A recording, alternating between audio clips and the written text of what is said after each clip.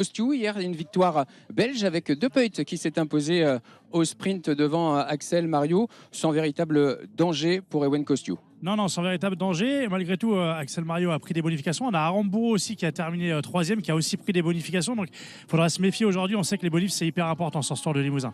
3 coureurs en moins de 30 secondes derrière Ewen Costiu. On peut assister à une vraie bagarre. C'est 3 équipes différentes en plus. Ah oui, de toute façon, le dernier jour à Limoges, il y a toujours du spectacle. Là, on aura un circuit à effectuer 3 fois, 12 km. On l'a repéré ce matin, on le fait dans un autre sens. Pour moi, il est plus difficile que les autres années. Donc, on peut assister encore aujourd'hui à une grosse bataille. En tout cas, c'est ce que moi j'attends et c'est ce que j'ai cru entendre ce matin un petit peu dans les paddocks. C'est ce que mes oreilles m'ont un peu sifflé. On espère une grosse bataille. On va découvrir le profil de cette 4e et dernière étape du Tour du Limousin Périgord en Nouvelle-Aquitaine. 178 km 700 entre Nantia et Limoges en Haute-Vienne. Un début de parcours dans la communauté de communes Élan Limousin Avenir Nature. Une boucle autour de Nantia. Nantia, première fois ville départ de ce Tour du Limousin. Les coureurs redescendent ensuite vers Limoges, ville arrivée de la dernière étape de l'épreuve depuis 1980. Les coureurs achèveront l'épreuve par 3 tours d'un nouveau circuit en raison des travaux près du Palais des Sports de Beaublanc. L'arrivée sera jugée route de Saint-Gence à l'issue d'une ligne droite de 320 mètres en légère montée. Vous voyez les coureurs au départ. Il était environ midi quand ils se sont présentés sur la ligne de départ. Départ fictif d'abord avec Ewen Costiu en jaune. Et le départ réel avec tout de suite beaucoup d'agitation dans le peloton puisque le sprint situé à 13 km du départ attirait les convoitises. Alexandre Delettre, 5e à 35 secondes, est parvenu à prendre 1 seconde de bonification. Christophe, dans ce sprint, ça peut compter au général. Ça va compter, effectivement, c'est une certitude. De toute façon, on le sait, hein, c'est toujours très serré les classements généraux sur ce Tour de Limousin. Cette dernière étape, elle offre pas mal de bonifications, elle offre un parcours aussi pour les attaquants. Donc aujourd'hui, c'est sûr que la moindre seconde à aller chercher à prendre sur les autres ou la moindre seconde de perdu aura une influence. Alexandre Delettre qui revient donc à 34 secondes. À l'issue de ce sprint, un groupe s'est formé à l'avant. Vous le découvrez, 5 coureurs le composent. Dossard 24, celui qui mène ce groupe pour l'instant, c'est le Belge Victor Van de Putte du Lotto Intermarché, 67e à 22 minutes 53. Arnaud Tandon qui vient de prendre le relais, le champion de Suisse espoir 2024 du contre-la-montre de l'équipe Van Rysel-Roubaix, lui 37e à 7 minutes 04. Dossard 102 juste derrière, on retrouve Victor Jean, le Haut-Garonnais de l'équipe élite Fondation Cycling Team, 92e à 32 minutes 34. Dossard 135, Jean-Louis Leny, déjà échappé lors de la première étape, le Rouennais du Vélos Club Rouen 76, 108e à 41 minutes 08, premier porteur du maillot de meilleur grimpeur de l'épreuve.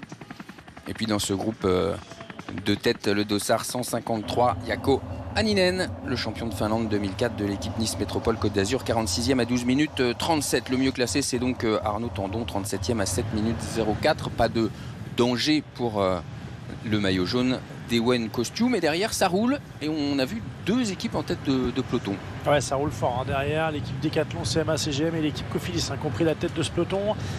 Ils ont raison, hein. Ils ont des ambitions aujourd'hui, aussi bien au niveau de l'étape qu'au niveau du classement général, pour essayer de renverser Ewen Costiu. Vous l'avez dit, le mieux placé à l'avant, 7 minutes 04, c'est Arnaud Tandon. Donc c'est tout à l'avantage de l'équipe Groupama FDJ United de laisser se développer cette échappée. Par contre, il y a des équipes qui ne voient pas ça d'un bon oeil.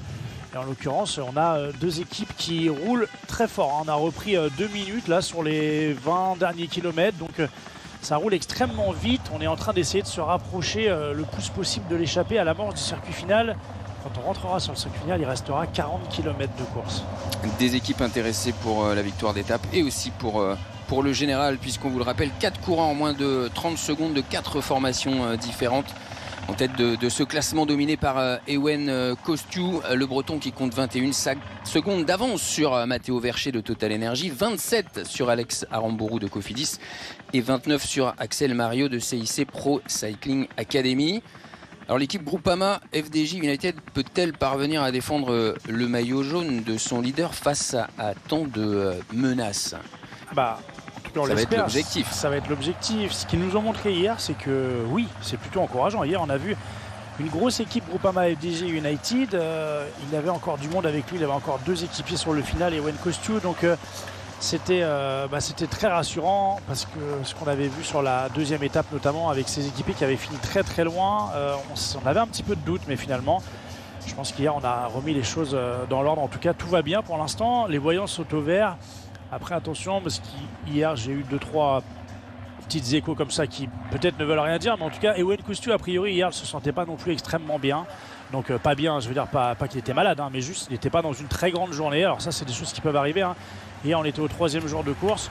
Maintenant, à voir aujourd'hui, mais on a vu hier un Ewen Kostiou beaucoup plus calme, beaucoup plus sage que ce qu'on l'avait vu sur la deuxième étape. Il n'a pas du tout subi, il n'a pas été mis en difficulté. Mais voilà, hier, un Ewen Kostiou très discret, on va dire. On va l'écouter. Ewen Kostiou, c'était au départ, vraiment juste avant de prendre le départ. Vous allez voir, il était un petit peu pressé. Il répond à Pierre Gauthier et Laurent Durusquec. Bah si, il y a toujours un danger, hein. Le parcours est dur aujourd'hui, mais voilà, on a montré qu'on a une belle équipe, donc non, ça va le faire, on espère. Le pire qui pourrait vous arriver, c'est la pluie, là, les conditions glissantes, c'est un peu ça? Ouais, bon, après c'est pour tout le monde, hein. C'est un danger pour tout le monde, mais non, on a bien géré la journée hier. Vous nous avez dit hier que les jambes n'étaient pas super, ça va mieux aujourd'hui? Oui, ça va, après je pense que c'était avec le gros effort d'avant-hier aussi, donc je pense que c'est un peu normal. Merci. Ewen Kostiou qui a gagné la deuxième étape, hein, qui s'est emparé de ce maillot jaune de leader. Il a donc bien 3 coureurs en moins de 30 secondes derrière lui. Et puis juste derrière encore 3 autres coureurs qui étaient à 35 secondes. Alexandre Delettre qui a pris une seconde de bonification et qui est donc maintenant à 34 de Total Energy. Antoine Lotte de Decathlon CMA CGM.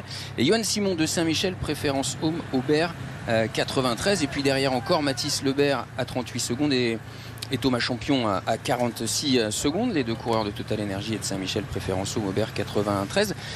5 équipes qui peuvent encore prétendre à la victoire. Est-ce qu'on peut bien imaginer justement une course d'équipe entre ces formations pour déstabiliser l'équipe Groupama FDJ United, Christophe? Disons qu'il peut y avoir une entente cordiale. On va pas se dire on attaque tous ensemble pour essayer de faire tomber Ewen Kostiou, enfin tomber dans le sens du classement général, bien entendu, on est d'accord. Perdre sa première place. Voilà. Il peut y avoir une entente cordiale, bien entendu, mais on ne sait pas des choses qu'on se dit entre équipes. Chacun a sa propre stratégie. D'ailleurs, on voit 2 équipes qui roulent en tête de peloton. Pour l'instant, la Total Energy reste en retrait. Il n'y a pas, pour l'instant, eux, ils ont fait le choix de ne pas rouler et pour l'instant de s'économiser. Donc, bien entendu que sur le final, si on se retrouve à 2-3 coureurs avec Ewen Kostiou et piégé, il faudra s'entendre. Ce sera une belle opportunité de pouvoir essayer de renverser le classement général.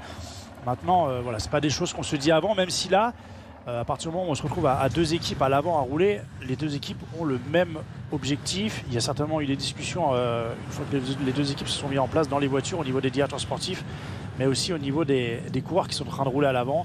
Voilà, sur notamment la gestion de l'écart. Est-ce qu'on continue d'accélérer? Est-ce qu'on reste là pour l'instant? Voilà, est-ce qu'on continue de reprendre du temps? C'est des choses qui sont bien entendu échangées entre les coureurs et entre les directeurs sportifs. On va suivre ce final en direct sur ici Limousin, ici Périgord, NoahFrance.tv et YouTube. La plupart des leaders disputent en même temps le titre de meilleur jeune de l'épreuve. Ce sont les coureurs nés après le 1er janvier 2001 qui rentrent dans ce classement. Ewen Kostiou est donc en tête, mais c'est Matteo Vercher qui porte le maillot blanc. On notera dans ce classement de meilleurs jeunes la 6e place de Pierre-Henri Basset de l'équipe XDS Astana Development Team, repris hier dans le dernier kilomètre après avoir passé sa journée à l'avant. Il a fini l'étape en pleurs, le coureur formé au VCPI de Loudéac. C'était un beau numéro, Christophe. Il s'est mis en évidence, Pierre-Henri Basset, hier. Oui, il s'est mis en évidence. Il a vraiment très bien résisté au retour des favoris. Malheureusement, il en a manqué. Il n'a pas manqué grand-chose, mais voilà, ça montre bien les qualités de ce coureur, un jeune coureur qu'on est en train de découvrir, que moi j'ai découvert depuis le début de cette saison. Donc voilà, on en attend bien entendu le plus grand bien, mais ce qu'il a fait hier, voilà, il peut être déçu, c'est normal. De toute façon, il faut être déçu. Si on n'est pas déçu de perdre, c'est qu'on n'est pas un compétiteur. Donc voilà, il va se servir de cette journée-là pour mener à bien sa prochaine échappée. C'est sûr, ça va lui servir pas de leçon, mais en tout cas, ça va lui faire prendre de l'expérience. Dans quelques instants, le dernier sprint bonification du jour. Les échappés ont empoché les points et les bonifications du deuxième sprint. Vous avez parlé du premier. Pierre-Henri Basset qui est là, en dernière position du peloton avec son maillot rouge. Son dossard rouge, pardon. Dossard du combiné.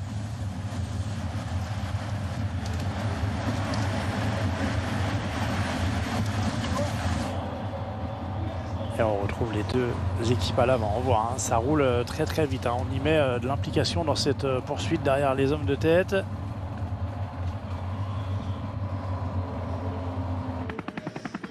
Finale à suspense aujourd'hui pour le maillot jaune et pour le maillot blanc. Évidemment, il n'y en a plus en revanche pour le classement de meilleur grimpeur avec 22 points supplémentaires obtenus hier. Baptiste Westrofer a doublé son compteur. Sanglier de Fouesnant en compte 22 d'avance sur son premier poursuivant Théo Delacroix avant cette étape. Théo Delacroix de Saint-Michel, préférence au Maubert 93. Le rouleur de l'Auto Intermarché donc certain de conserver le maillot blanc à peau orange de ce Tour du Limousin. À condition de finir l'épreuve, il n'y avait que 20 points en jeu aujourd'hui. Et c'est Jean-Louis Leny, l'ancien porteur du maillot de meilleur grimpeur de l'épreuve, qui est passé en tête des deux principales difficultés du jour. Pour le maillot distinctif de meilleur sprinter, le maillot bleu, il a changé d'épaule hier. C'est Maximilien Juillard du Vélo Club Villefranche-Beaujolais, autre coureur très combatif de cette épreuve qui s'est emparé de la tête du classement avec 14 points. L'ancien leader, l'Estonien Jonas Pured, qu'on avait vu en difficulté, a abandonné hier. Maximilien Juillard, il comptait 7 points d'avance sur Pierre-Henri Basset avant le départ ce matin. Son objectif, c'était évidemment de conserver ce maillot. On l'écoute. Oui, tout à fait. C'est toujours plaisant de porter un maillot sur une course par étape en classe 1 comme cela. Pour le club, c'est important. Donc, c'est un maillot qui s'honore et qui se respecte. C'est un enjeu supplémentaire aussi. Donc, ça donne un objectif qui est toujours intéressant. Pour ça, il va falloir être offensif.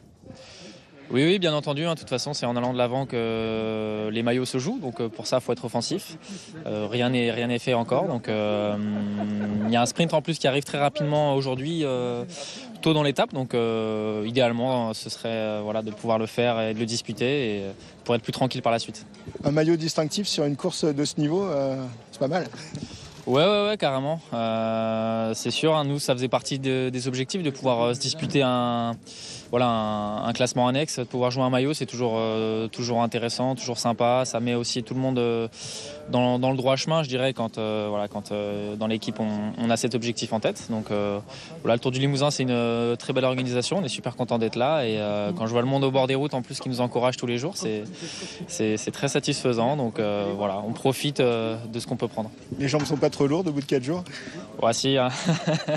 Descendre les marches d'escalier en allant au petit déjeuner tous les matins, c'est presque, je dirais, ce qu'il y a de plus dur. Donc si les organismes sont fatigués, mais bon, c'est pareil pour tout le monde, de toute manière, on le sait. Et après, il faut que la tête prenne le dessus sur les jambes pour pouvoir se battre encore une dernière journée. Et il n'a pas eu besoin de sortir aujourd'hui, Maximilien Juillard, pour conserver son maillot bleu de meilleur sprinter. Il faut qu'il termine l'épreuve puisque après les 2 premiers sprints, voici le 3e et dernier qui apporte des points pour ce classement. Maximilien Juillard qui ne peut plus être battu après les 2 premiers. Il y a du monde. Beaucoup de monde, ouais. Ça fait plaisir. Pour assister à ce sprint, vous voyez qu'il n'est pas disputé, ce sprint. Pas d'intérêt pour les coureurs de tête. C'est Jean-Louis Leny qui est passé en tête à nouveau. Il aura pris 6 points. Jean-Louis Leny au classement ce classement des sprints. Il en comptait 3. Ça lui fera 9 points. Il devrait être bien dauphin donc de Maximilien Juillard pour ce classement. Il risque d'être dauphin des 2 classements, à la fois du meilleur grimpeur et du classement des sprints. Jean-Louis Leny. Et ça roule toujours aussi fort dans le peloton, on l'a vu. L'équipe Cofidis, l'équipe Decathlon CMA CGM. Ça rigole pas en tête de peloton. Le peloton est complètement en file indienne. On reprend du temps progressivement aux hommes de tête. On voit le Belge Victor Van de Putte de l'Auto Intermarché en dernière position. 67e du classement à 22 minutes 53. Christophe, on a Baptiste Westrofer qui va s'emparer donc du maillot de meilleur grimpeur. Ça sauve un peu le bilan de cette équipe Lotto Intermarché. Le meilleur coureur du classement n'est que 31e. C'est Lorenz Van de Winkele, relégué à 3,49. Après, on le rappelle, la chute hier malheureusement de Maxence Place, le Belge qui accompagnait Pierre-Henri Basset, qui était en tête et le mieux classé de cette équipe. Quel est votre sentiment sur ce tour de cette équipe World Team ? Je pense qu'on ne peut pas se satisfaire juste du maillot des Grands Prix de la Montagne de Westrofer. On est sur une équipe du World Tour. On était venu, je pense, avec plus d'ambition. Après, ils ont des circonstances atténuantes. Mathis Grisel nous a dit qu'il était un peu souffrant juste avant le Tour du Limousin. Pareil pour Baptiste Westrofer. Et pour les autres coureurs, on n'a pas eu trop de nouvelles, mais ce qui est sûr, c'est qu'on ne les a pas vus sous leur meilleur jour. Il y a Maxence Place hier qui avait un beaucoup à jouer, mais il a pris trop de risques dans la descente. Donc voilà, petit coup de malchance hier, il est tombé. Sinon, je pense que l'échappée hier, on a parlé de Pierre-Henri Basset, ça aurait pu aller au bout. S'ils étaient restés à 2, pour moi, c'est presque une évidence que l'échappée serait allée au bout. Maintenant, on ne peut pas refaire la course, mais oui, on a joué de malchance et on a eu des coureurs qui étaient un peu défaillants, qui ne sont pas arrivés en très grande forme sur ce Tour du Limousin, mais on sent que ça va de mieux en mieux au fur et à mesure des jours. Preuve en est, Maxence Place échappé hier pour l'échappée qui a failli aller au bout. On a encore un coureur devant aujourd'hui, Victor Van de Putte. Donc voilà, c'est une équipe qui j'ai envie de dire, va de l'avant et va de mieux en mieux au fur et à mesure des jours, qui anime la course.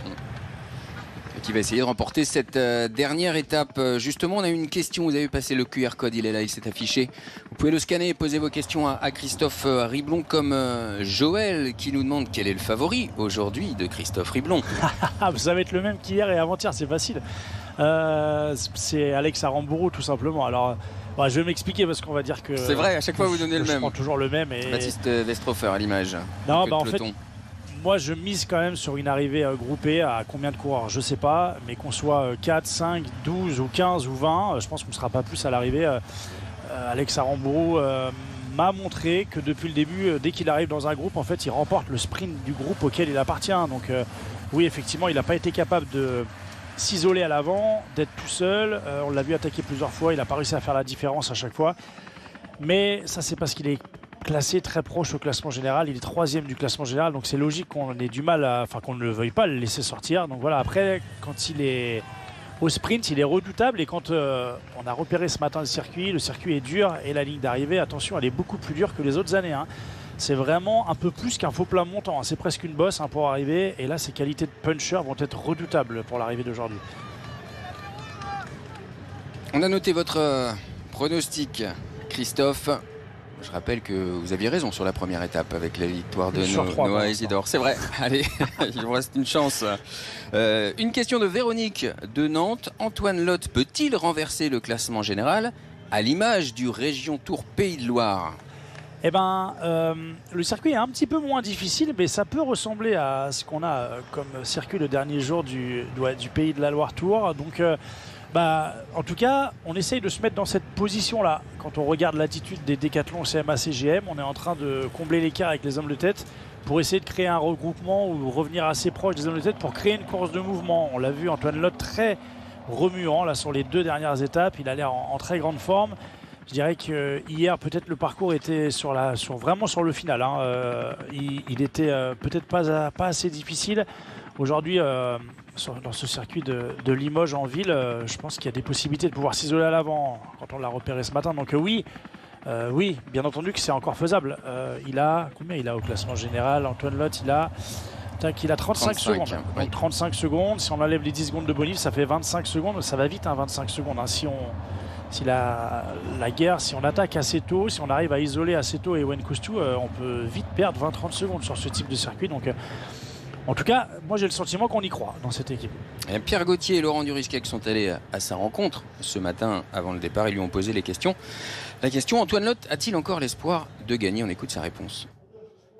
Non, honnêtement, à part les bonifs ou un gros coup qui sort et que ça essaye vraiment de piéger peut-être, mais je ne vais pas vendre du rêve en disant que je vais renverser le général. Aujourd'hui, je pense vraiment on va viser le sprint et si ça vient attaquer, je serai présent, mais je ne vais pas faire comme les 2 derniers jours. Je pense que j'en ai assez fait. J'ai essayé de vraiment bouleverser, ça n'a pas fonctionné, donc c'est comme ça.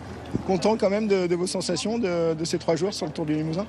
Ouais, content des sensations. Honnêtement, je reviens à un bon niveau. Enfin là, je suis vraiment content des sensations. Je m'attendais à ça. Après, un peu déçu là. J'attendais vraiment mieux. Enfin, j'espérais vraiment beaucoup mieux. Et là, si ce soir je fais 6e au général, il y aura une touche de déception quand même. Mais bon, c'est la course. Est-ce que vous avez été surpris par le soutien d'Emilien hier dans le final, là, à votre service? Ouais, surpris quand même parce que quand même au bout de... En fait, c'est plus le fait qu'il ait quand même roulé les 2 premiers jours et de le retrouver là. Surtout, c'était pas facile, il y a plu quand même. Et première course sur la pluie, même là, hier, moi, quand j'ai vu qu'il y avait de la pluie, c'est pas trop... Déjà, l'état des routes est pas top. Alors en plus de la pluie, c'est même quand on est... quand on a un peu plus d'expérience, c'est quand même assez compliqué. Non, mais il m'a vraiment étonné parce qu'il a vraiment passé les bosses super fort et limite, on sent qu'en plus, il calcule pas du tout ses efforts et il est plus à toujours donner. Et là, à la fin, qu'ils sont encore là, c'est impressionnant. Et ouais, il m'impressionne vraiment. Bon, 2 réponses intéressantes d'Antoine Lotte. Intox ou pas? D'abord sur le général. Ouais, j'ai pas l'impression que ce soit de l'intox. Ouais. Je suis déçu de sa réponse. Comme quoi, j'écoute pas les interviews avant le live, donc et c'est très bien comme ça. Au moins, j'adapte pas ma réponse. Mais moi, je pense qu'il faut être ambitieux aujourd'hui. Bien entendu que si l'opportunité se présente sur le final, il ne va pas freiner, ça c'est sûr. Mais je suis assez surpris du discours assez peu optimiste en vue de l'arrivée d'aujourd'hui. Mais des fois, l'appétit vient en mangeant. Quand on va voir le circuit final, en fait, c'est un circuit que les coureurs vont découvrir aussi. Donc, ils vont découvrir comme nous ce matin que le parcours est dur, qu'il y a peut-être des choses à faire. Donc, on voit en plus il y a un gros rythme, un gros tempo imposé depuis tout à l'heure. Donc, il va y avoir de la fatigue sur ce circuit final. Ça va certainement exploser de partout dès qu'on va fortement accélérer dès les premières attaques. Donc, on va voir. Mais c'est vrai que a priori là, dans le briefing et tout ça, on était plus sur une arrivée groupée aujourd'hui, essayer de gagner au sprint plutôt que d'essayer de renverser le général.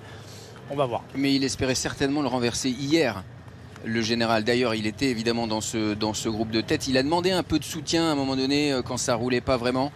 Et ça n'a pas fonctionné pour cette équipe Décathlon CMA-CGM. Hier, pour moi, on a un peu trop attendu. Il y avait la côte du Sukhomey qui qui était un peu le point d'orgue de la journée. Et je trouve qu'on a, pour tous les concurrents, hormis Aaron Brook qui a essayé un petit peu sur le sommet, mais je trouve qu'on a été un peu trop timide à ce moment-là. Alors c'est vrai qu'il restait 30 km au sommet, mais je pense que c'était vraiment là le point où on pouvait essayer de mettre en difficulté la Groupama FDJ United et Ewen Kostu. Maintenant, on a attendu un petit peu plus loin. La bosse d'après était quand même moins difficile, moins exigeante. C'était plus dur de faire des différences. Et d'ailleurs, les différences n'ont pas réussi à être faites hier. Donc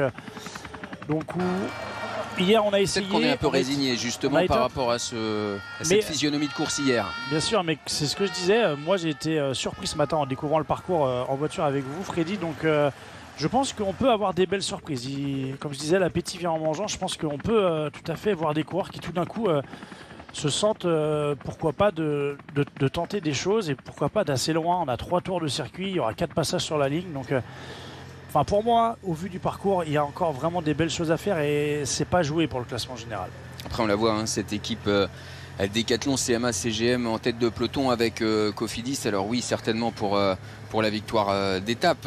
Cette équipe qui en a déjà remporté une avec Noah Isidore. C'était la première de ce Tour du Limousin, mais quand même, dans le fond, on imagine bien vouloir renverser ce Tour. Peut-être ne pas l'annoncer non plus trop fort. Et on verra dans le final ce qui peut se passer. On suivra ça en direct sur ici Limousin, ici Périgord. France.tv et Noah, merci d'être avec nous pour suivre ce final de cette 59e édition.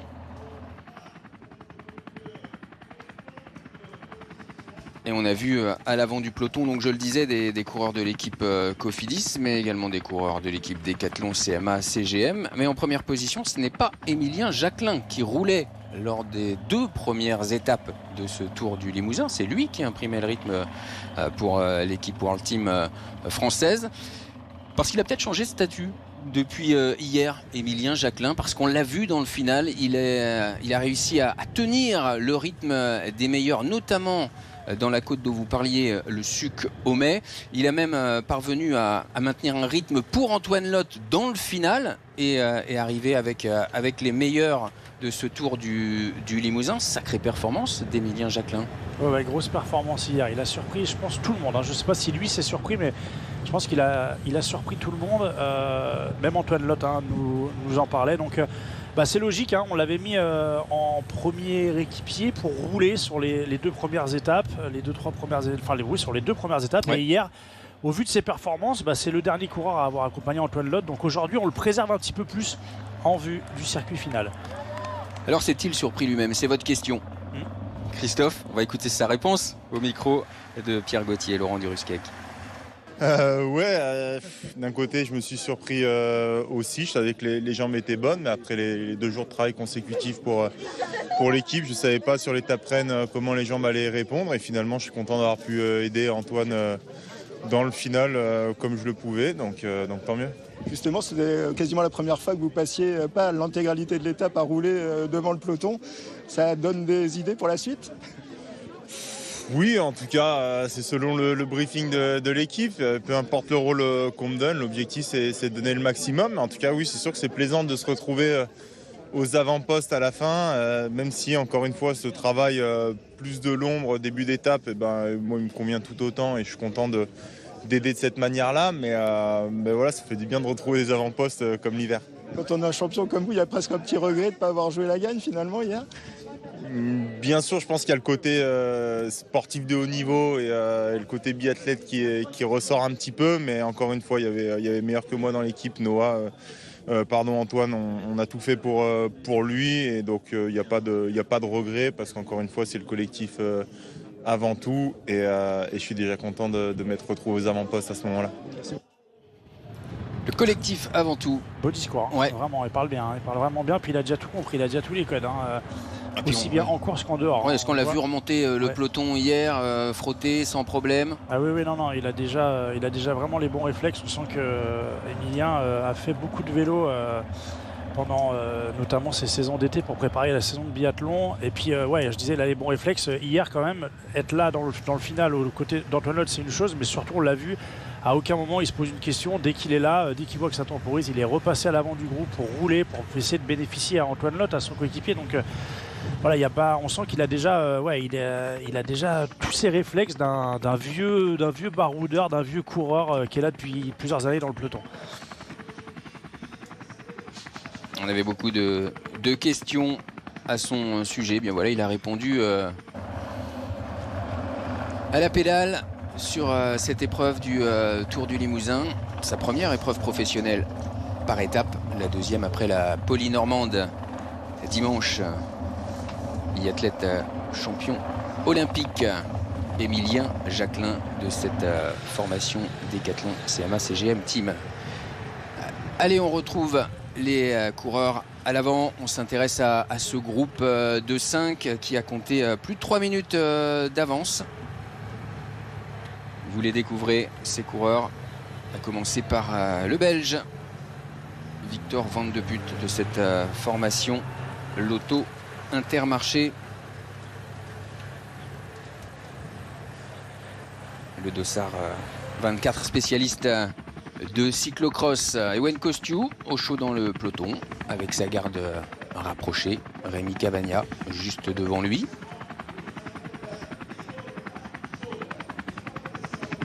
Pour l'instant, c'est bien pour l'équipe Groupama FDJ United. Pas besoin de faire le rythme du peloton. Le scénario est idéal pour eux. On a bien filtré en début d'étape. Filtrer, ça veut dire quoi? Ça veut dire essayer de regarder les coureurs qui vont à l'avant et essayer de mettre des coureurs pas dangereux au classement général. Donc c'est exactement ce qu'on a fait. Les coureurs à l'avance ne sont pas du tout dangereux pour Ewen Kostiou. Donc du coup, on n'a pas à rouler derrière. On peut laisser filer cette échappée. Et surtout, ça permet aux autres équipes de devoir travailler justement pour aller chercher cette échappée. Et pour l'instant, Ewen Kostu garde ses coéquipiers bien au chaud à côté de lui pour s'économiser, pour avoir le maximum de force sur le final.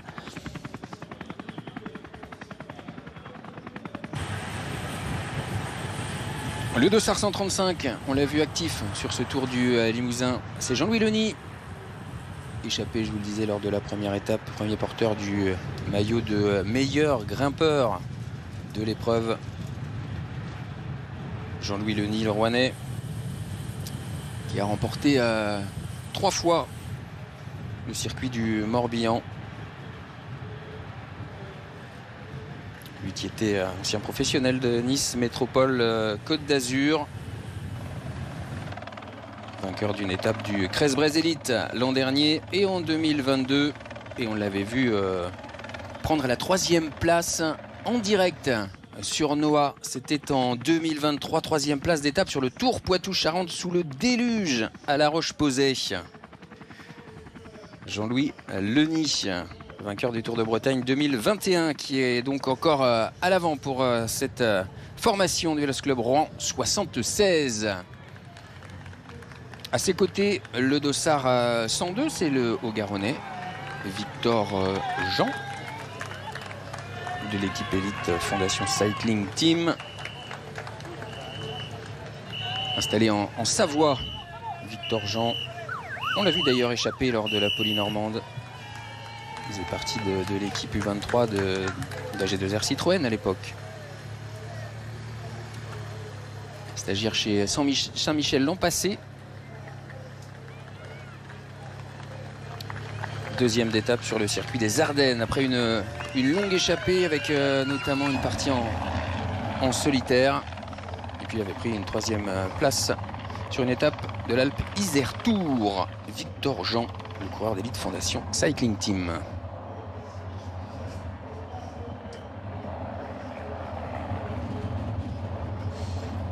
Toujours la même physionomie. Oh, qu'est-ce que ça roule vite. Moi, je trouve que ça roule très vite. Dans ce peloton, on voit c'est très très étiré. Il y a de cela 2-3 minutes. Là, il y a même une petite cassure là au milieu du peloton. On voit à l'arrière du peloton. Là, on a des coureurs qui sont en train de se battre pour rester dans les roues. C'est vraiment en file indienne. C'est pas une volonté d'être en file indienne. C'est parce que ça roule très très vite. D'ailleurs, l'écart est en train à nouveau de se réduire avec les hommes de tête. Le peloton qui entre dans Périac, commune très étendue, plus de 3800 hectares. Vous voyez son église, l'église Saint-Léger à Périac. L'agriculture tient une place importante dans cette commune avec notamment des troupeaux de vaches limousines, des moutons. Vous avez ce centre-bourg avec cette église et 56 lieux-dits, des villages, des fermes plus isolées, où vivent environ 1300 habitants.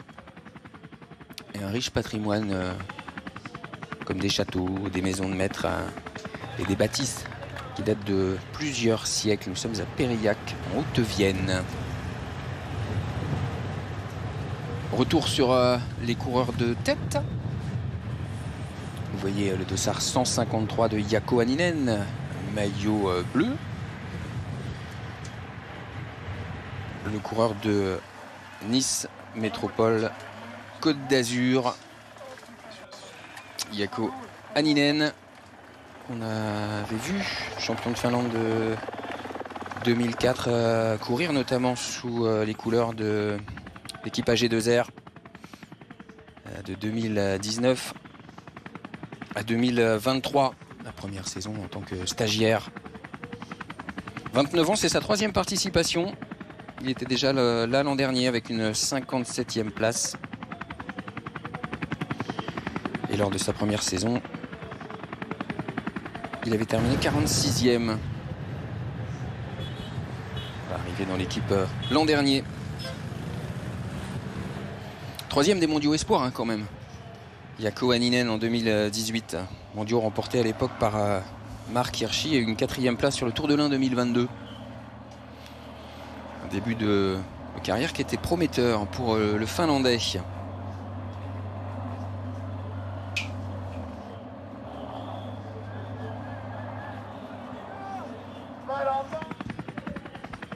Et il me semble qu'on a changé de coureur qui roule là pour le décathlon CMA 6e. Je crois que c'est Emilien Jacquelin maintenant qui est revenu encore aux ordres là, qui est en train de rouler en tête de peloton. Donc on a inversé les rôles.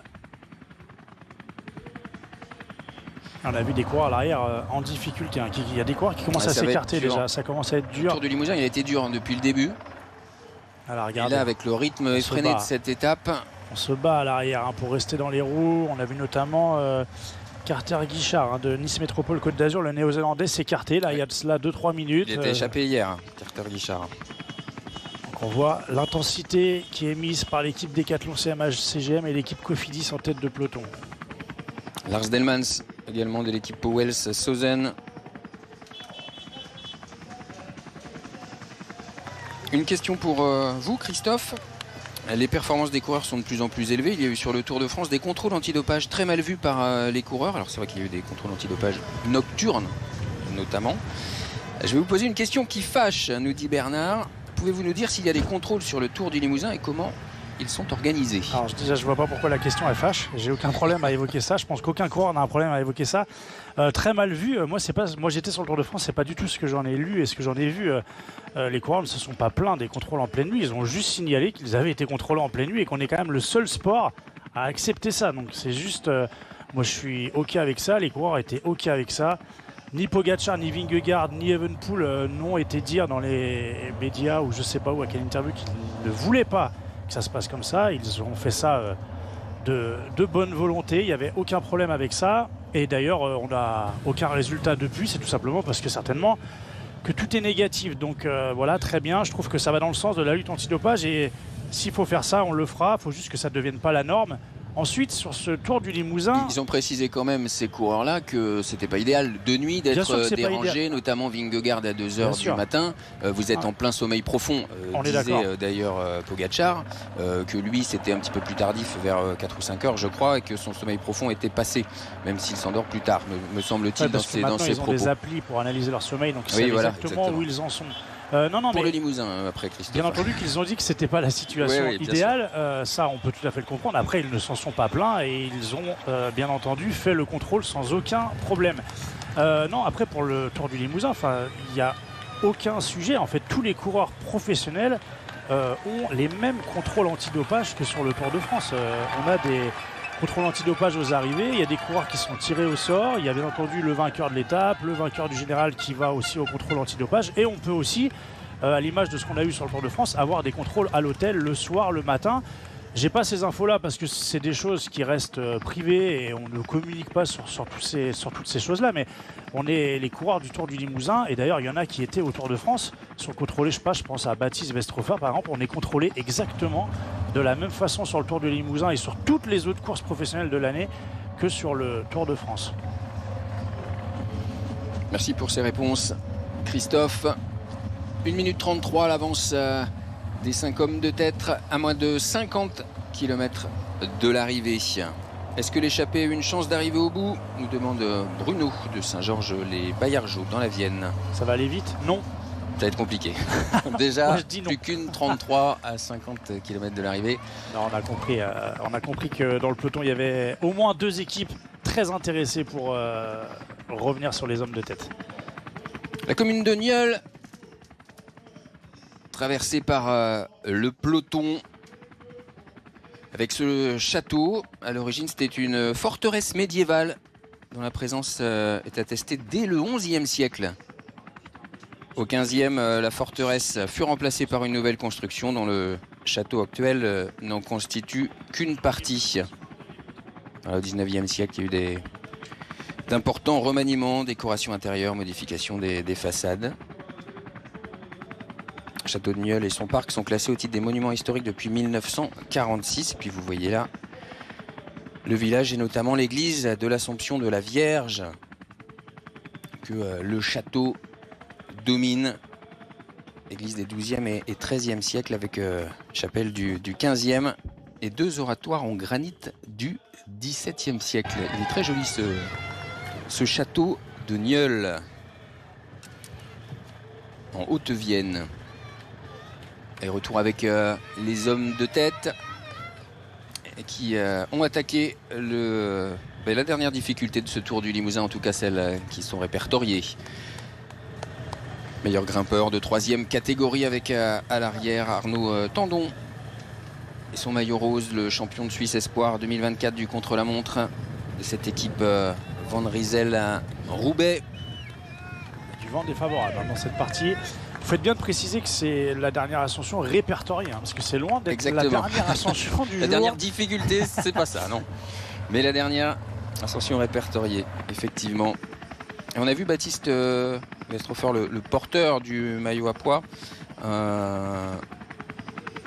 rouler plutôt à l'arrière du peloton. C'est une question de Daniel d'Orléans. A-t-il peur,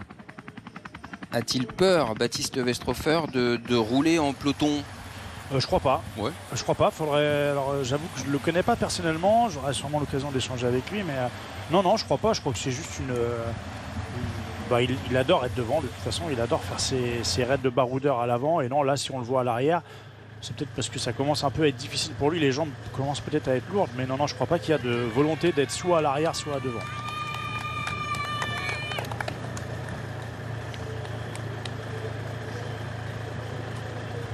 L'écart qu'ils font, 1 minute 17 là, ça diminue de plus en plus. On a vu que ça accélérait dans le peloton, des coureurs commençaient à être en difficulté, l'écart nous le prouve. On revient avant le circuit final selon vous, Christophe? C'est l'idée? Est-ce que le peloton revient avant d'attaquer le circuit final, en tout cas les 3 tours? Alors, je pense qu'on ne sera pas revenu avant parce qu'on va rentrer sur le circuit final. Il restera 39 km 800, donc c'est dans 8 km. Ça paraît court, 8 km 1020. Mais non, la volonté est de se rapprocher des hommes de tête à l'amorce du circuit. Il reste 500 mètres là avant le 10 km avant le premier passage sur la ligne. Ouais. Donc le but est de revenir très proche des hommes de tête, autour de 30 secondes, voire même un petit peu moins à l'amorce du circuit, et puis comme ça recréer une course de mouvement, essayer de faire ce qu'on appelle un point zéro sur le circuit final et redéclencher une nouvelle course. Le dernier meilleur grimpeur de ce Tour du Limousin. Cette côte des monts Saint-Gence, 4,42%.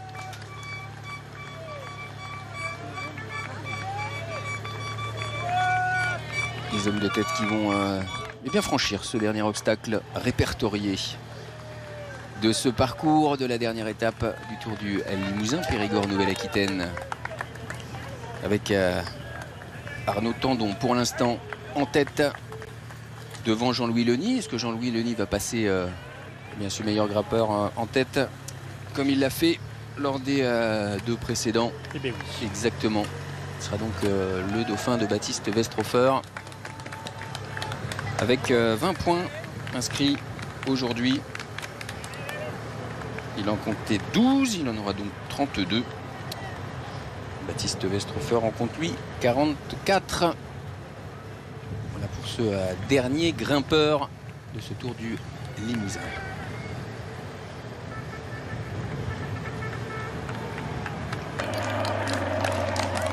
Et le peloton toujours mené par les 2 formations.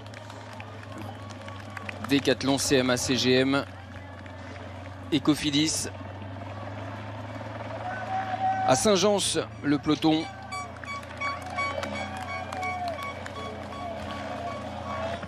Saint-Gence, c'est un village d'origine gallo-romaine. Vous voyez le lavoir de ce nom. Et on a à côté de ce lavoir un répartiteur hydraulique construit au 19e siècle. On profite de ces images de lavoir. Répartiteur d'eau de source. Ce village de Saint-Gence possède un site gallo-romain. À la fin du 3e, début du 2e siècle avant Jésus-Christ, les Gaulois sont installés ici, sur cette zone bordée d'une rivière. Il n'y a pas de rempart pour protéger l'agglomération qui s'étend sur plus de 10 hectares.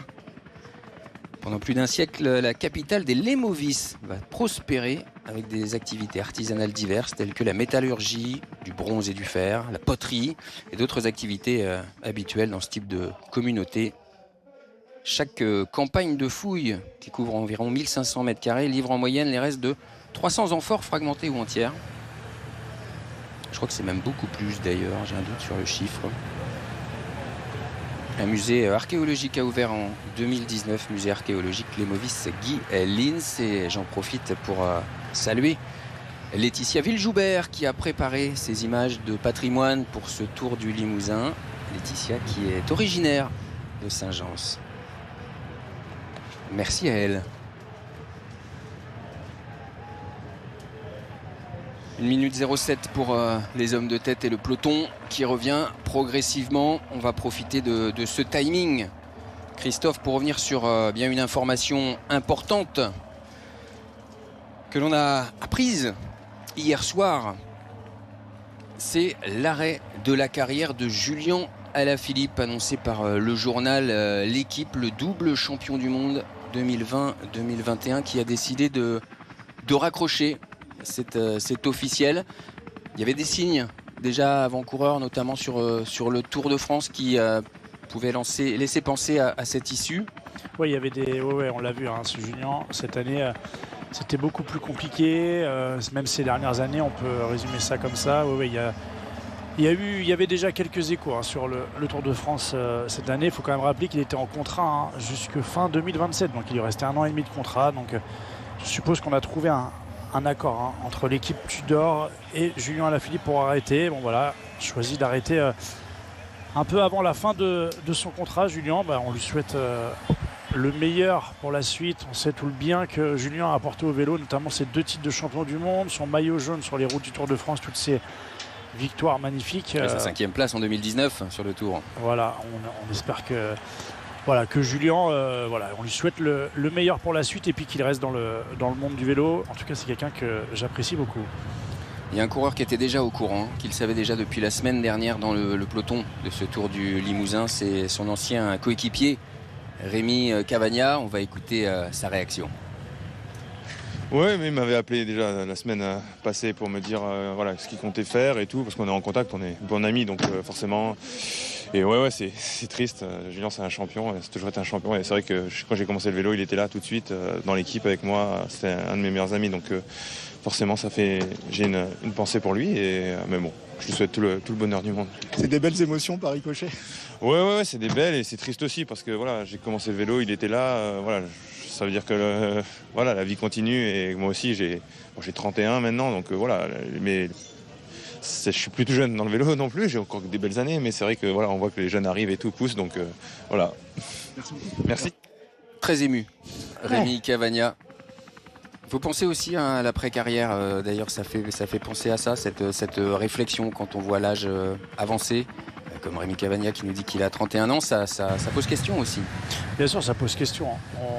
La plupart des coureurs professionnels font du vélo depuis qu'ils sont tout jeunes, c'est toute une vie, c'est pour la plupart un rêve qui se réalise. Donc oui, qu'est-ce qu'on peut faire après, qu'est-ce qu'il y a la possibilité de faire. Faut se rassurer, je peux en témoigner, il y a plein de belles choses. Moi je fais des médias et autres, mais il y a plein d'autres belles choses à faire dans le vélo si on veut rester dans le milieu. Il y a aujourd'hui beaucoup d'équipes et pléthore de postes un petit peu partout. Je pense que tout le monde peut trouver une très belle reconversion.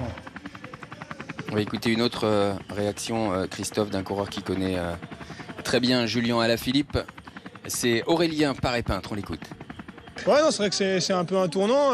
Pour la génération de coureurs français, c'est quand même quelqu'un qui a porté très haut les couleurs du cyclisme les dernières années. Forcément, ça fait toujours une petite, un peu triste, une petite émotion, mais il a apporté beaucoup de fraîcheur au vélo ces dernières années. Donc s'il a envie d'arrêter, il faut aussi respecter son choix. Il a beaucoup donné pour le vélo. C'est une page qui se tourne. Ouais, forcément, c'est une page qui se tourne. On voyait la photo notamment de France TV avec maintenant Thibaut, Romain et Julien qui sont à la retraite. Ça fait une génération qui est complètement partie maintenant. Thibaut Pinot, Romain Bardet, Julien Alaphilippe à la retraite. C'est vrai que c'est une grosse page quand même du cyclisme français là qui se tourne. C'est les 3 meilleurs Français des 10 dernières années qui viennent d'arrêter le vélo successivement. D'abord Thibaut, ensuite Romain et maintenant Julien. Donc place aux jeunes. Alors l'avenir est très prometteur. L'avenir est lumineux pour le cyclisme français. On voit que ça va de mieux en mieux. On a notamment Paul Sexas qui va être le fer de lance sur les courses par étapes, mais bien entendu, il n'y a pas que lui. On peut penser à à Lenny Martinez notamment et à bien d'autres. Donc voilà, il faut aller de l'avant. Voilà, ça fait partie de la vie. Il était temps pour eux d'arrêter et place aux jeunes maintenant. Place aux jeunes. Bien, on va en écouter deux jeunes, plus ou moins jeunes. Maximilien Juillard, 24 ans, Alexandre Delettre, 28 ans. Ils nous disent ce qu'ils pensent bien de l'arrêt de Julien Alaphilippe et ce qu'il a apporté au cyclisme français. Complètement, on a su ça hier comme tout le monde avec beaucoup de surprises. Moi Julien, évidemment, comme tous ceux de ma génération, de mon âge, ça a été un de mes idoles. À titre personnel, j'ai eu la grande chance de pouvoir le côtoyer lorsque j'étais stagiaire en 2022 avec Roubaix. J'avais fait le Tour de l'Ain, il avait son beau maillot de champion du monde à l'époque. Pouvoir me retrouver à côté de lui, et même j'avais fini la dernière étape avec lui, j'avais pu discuter avec lui. Donc j'étais comme un gamin, j'avais 20 ans mais j'étais comme si j'en avais 12. C'était magnifique et c'est un mec qui nous a fait vibrer petits et grands, je pense. Donc c'est un monument qui quitte le monde du vélo et à la grande surprise générale. Mais quand on sent qu'il est temps d'arrêter, je crois qu'il le disait sur son dernier Tour de France qu'il avait plus de plaisir. Et quand il n'y a plus de plaisir, c'est très difficile. Et d'autant plus pour des grands champions comme ça qui ont été habitués à vraiment jouer de l'avant. Mais ça fait bizarre, honnêtement ça fait bizarre. C'est un grand champion, Moi quand j'étais plus jeune, c'est des coureurs qui m'ont toujours, c'était un peu je dirais pas des idoles, mais des coureurs qui m'ont toujours donné envie. Et c'est vrai que il finit comme ça sa carrière, et je pense qu'il a senti qu'il était temps d'arrêter, mais ça restera un grand champion. Une idole, une référence, un exemple, Julien Alaphilippe, double champion du monde 2020-2021, vainqueur de Milan-San Remo en 2019, 5e du Tour de France la même année. Porteur du maillot jaune, 6 étapes remportées sur le Tour, une sur le Giro, une sur la Vuelta, 3 flèches wallonnes et la dernière victoire c'était l'an dernier au Grand Prix de Québec, 45e victoire de sa carrière. Julien Alaphilippe qui raccroche, bravo à lui, sacré palmarès. Retour à la course, Christophe, un peu plus d'1 minute d'avance.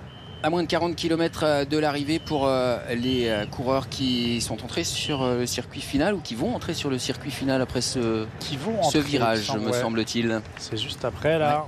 Ouais, exactement. On va rentrer sur le circuit final. Donc voilà, c'est ce qu'on évoquait. Un écart qui va, je pense, au passage ligne. Le passage ligne est dans 4 km, va être peut-être un petit peu en dessous de la minute. Donc voilà, on est revenu dans des proportions où on va pouvoir redéclencher une nouvelle course au niveau du peloton. On rappelle la composition de cette échappée. Le Belge Victor Van de Putte, Dossard 24, Arnaud Tandon, Dossard 96, Dossard 102 c'est Victor Jean, Dossard 135 Jean-Louis Leny et Dossard 153 Mikko Hänninen. Et on voit que devant, pour l'instant, on n'abdique pas. On essaye de pousser au maximum, essayer de résister le plus possible. Là, dans le peloton, ça temporise un petit peu. On voit les différentes équipes qui sont en train de se reconstituer à l'avant. On se remet un petit peu en équipe. On voit qu'il y a déjà un petit peu cette guerre de placement qui a commencé. On est revenu autour de la minute. Je pense qu'il y a certaines équipes pour qui ça suffit pour l'instant. Ça ne sert à rien de revenir trop tôt sur l'échappée. Je pense à l'équipe Décathlon CMA-CGM qu'on a vu un peu plus en retrait là, sur cette vue d'hélicoptère. On en profite, Christophe, pour découvrir le final, puisque là, les coureurs repasseront par ici les 4 derniers kilomètres de cette dernière étape du Tour du Limousin. Là, pour ceux qui se souviennent des autres années, on prenait cette descente, on la prenait dans l'autre sens. C'était la partie la plus difficile du circuit. Les coureurs donc montaient à l'inverse les autres années. Cette année, on va aller en descendant. Et puis on va le voir, on va aller chercher ce dernier kilomètre qui est en bosse. On peut dire que c'est une bosse sur le début et ça finit vraiment sur un gros fond plat montant sur les 400-500 derniers mètres pour rejoindre la ligne d'arrivée. Une vraie descente dans l'avant-dernier kilomètre et une vraie bosse. Dans le dernier kilomètre, il faudra être costaud et c'est pour ça que vous avez désigné Alex Aramburu comme favori. Voici ce virage en bas de descente. Et cette remontée, allez, on en profite justement pour apprécier ce final avec les hommes de tête. 1 minute 11 d'avance, 37 km 200 de l'arrivée. Un premier passage sur la ligne et 3 tours de circuit pour les rescapés de ce Tour du Limousin. Périgord Nouvelle-Aquitaine. Allez, on demande au véhicule de directeur sportif de repasser à l'avant. On a vu le véhicule de Van Rysel-Roubaix a passé à l'avant, tout simplement parce qu'on se doute du côté de l'organisation et des commissaires. On ne veut pas se retrouver avec des véhicules intercalés. On se doute que ça va revenir très très vite pour Hänninen. Oui, c'est terminé. Ne suivra pas le rythme le champion de Finlande 2024.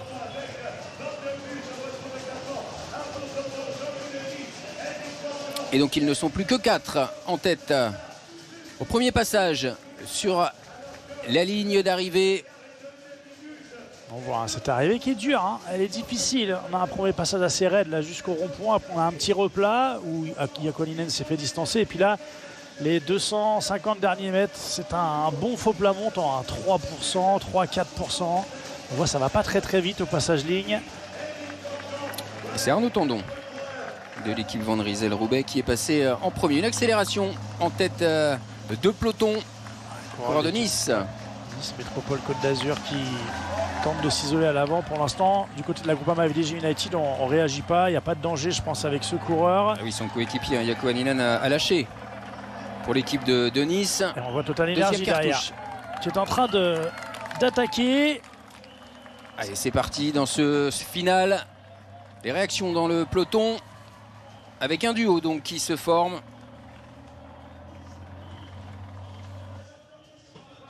Il demande le relais. Les deux coureurs qui vont tenter de revenir, mais le peloton est pas loin. On surveille parce que vous avez vu en tête de peloton, c'est un coureur de Groupama FDJ United qui s'est placé juste devant son leader Ewen Kosciu. Changement de physionomie également en tête de peloton. Et regardez comme ça fait mal à l'arrière, hein. C'est en train d'exploser, hein. Le peloton, on va perdre des coureurs par l'arrière. Baptiste Vadik et Victor Papon qui ont une dizaine de mètres d'avance sur le peloton.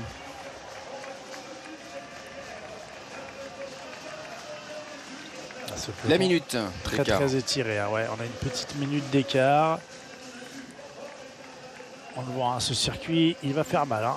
On va faire exploser ce peloton, c'est une certitude parce que là, ça paraît difficile l'arrivée, mais c'est pas du tout la bosse la plus compliquée du circuit. On va le voir. De l'autre côté du parcours, on va prendre des routes beaucoup plus étroites, un peu gravillonneuses, et la bosse surtout, il y aura plus de pourcentage.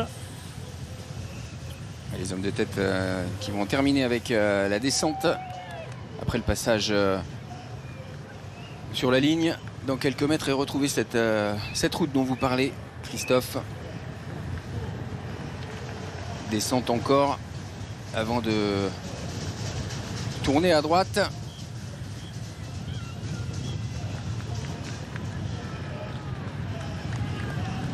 Et de se diriger vers des routes plus délicates. C'est Tom Denenviert là qui est en train de rouler pour la Groupama FDJ United. Attention parce que j'ai l'impression qu'on n'a plus beaucoup d'équipiers, hein, du côté d'Ewen Kosciu. Ah voilà, c'est Emilien Jacquelin qui est à l'arrière du peloton.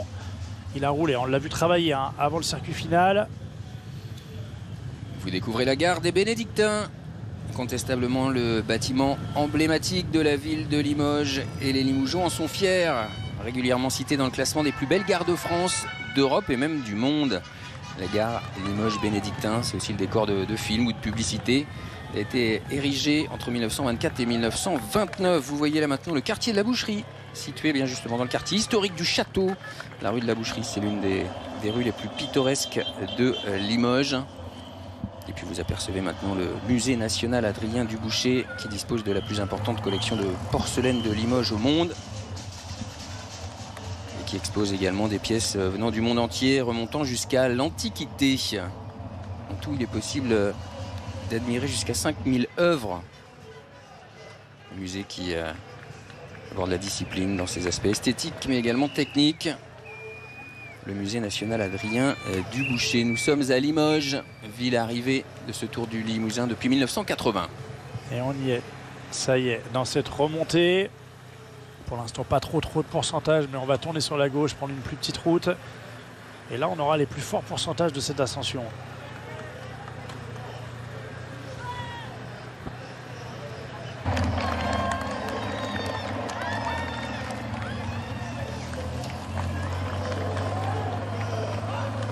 Ah, Ewen Kosciu qui a rétrogradé là. Il s'est arrêté, je crois, Ewen Kosciu. Ah oui, il s'est arrêté, le maillot jaune. Ewen Il a un Kosciu problème. a un souci avec son vélo. Ouais, Rémi Cavagna qui est devant. On a vu l'équipe Cofidis, hein, en train de parler à l'oreillette. Ouais, et Groupama FDJ qui s'est arrêté, hein, devant pour attendre Ewen Kosciu, en tout cas pour ne plus mener le peloton. Et là, on Ewen arrive Kosciu dans qui est arrêté, oui, problème mécanique. Il n'y a pas sa voiture parce Pour qu'il y le avait des leader. cassures. Il y a des cassures. Ça y est, il sa a vu. voiture, ça y est. Elle est arrivée, Parce attention. que là, on est juste à la sortie du virage. Allez, laissez passer Bon, le il aura coureur. perdu Priorité, du évidemment, Il a perdu au maillot beaucoup jaune. de temps sur la manœuvre, là, Ewen. Allez, Eh c'est oui. reparti. Sa voiture était trop loin. On avait, c'est pas de la faute de la voiture, hein, c'est Non, juste non, qu'il y avait des c'est qu'il y avait des cassures. On coureurs, avait ouais. des groupes, on pouvait pas doubler. Ah oui, et là c'est mauvais moment, évidemment. Mais en plus, c'est vraiment en bas de cette difficulté là du parcours, Là, ça de va ce nous- final. Ça va nous animer le final, hein, parce que là, il a perdu 30-40 secondes sur cette manœuvre. Pour l'instant, pas d'équipier arrêté avec lui. Ah, là, en plus, on le voit, il est en train de taper son vélo. J'espère qu'il n'a pas un problème sur son vélo de rechange non plus. Et là, on est dans la partie, on va y arriver, hein, dans la partie la plus difficile pour lui, celle où il y a le plus de pourcentage. On se rappelle qu'il avait déjà crevé hein, lors de la première étape. Ewen Kostiou, il était rentré dans le peloton. Il avait crevé à 12 km de l'arrivée.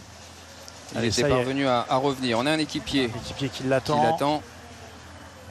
Ewen Kostiou, le leader étonnant du titre. Il s'était imposé l'année dernière sous les couleurs d'Arkea BNB Hotel. Son directeur sportif à ses côtés, Tanguy Turgis. Ouais, du coup, et bien entendu, hein, on n'est plus à l'avant pour la Groupama FDJ United. Il va falloir faire le nécessaire maintenant pour ramener Ewen Kostiou devant. C'est Maxime Decomble qui l'a attendu. Et un On autre voit, hein. coureur encore devant. Le problème, c'est qu'il va se retrouver dans des cassures, hein. On a des groupes un petit peu partout. Le peloton a commencé à exploser. On a Tom Donenwirt aussi Ouais, qui l'attend. exactement. Regardez l'écart, Christophe, entre le peloton Ah, c'est et énorme, Ewen Kostiou. Je disais 45 secondes ouais. quasiment. Hein. C'est plus que ça, hein, le temps qu'on a perdu, on l'a vu. Hein. Il a dû avoir un gros problème mécanique hein, sur son vélo pour s'arrêter comme ça net. Je ne sais pas ce qui s'est passé, mais en tout cas, a priori, il ne pouvait plus rouler. Et l'équipe Cofidis qui continue de rouler. C'est Total Energy maintenant qui tente d'attaquer. Alors, on a un coureur de l'équipe Total Energy qui vient d'essayer de sortir. Voilà, on va essayer hein, de ramener Ewen Kostiou.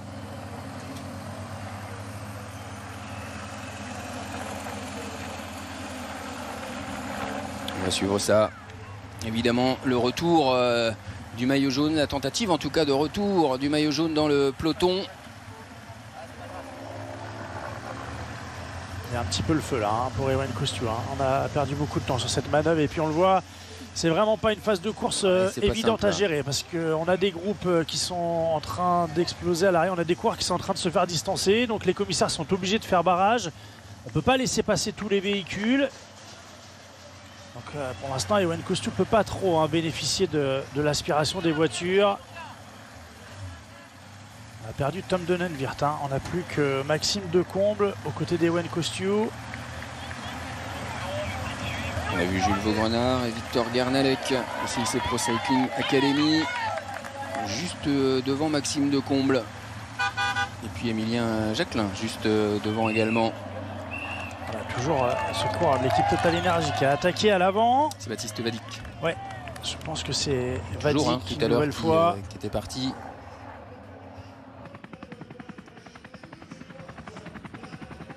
Allez, on est au sommet hein, de l'ascension, donc on le voit, hein, l'ascension elle dure quand même un petit moment. On va encore devoir l'escalader 2 fois pour les coureurs. Là, on va récupérer une plus belle route, on va reprendre un peu de vitesse.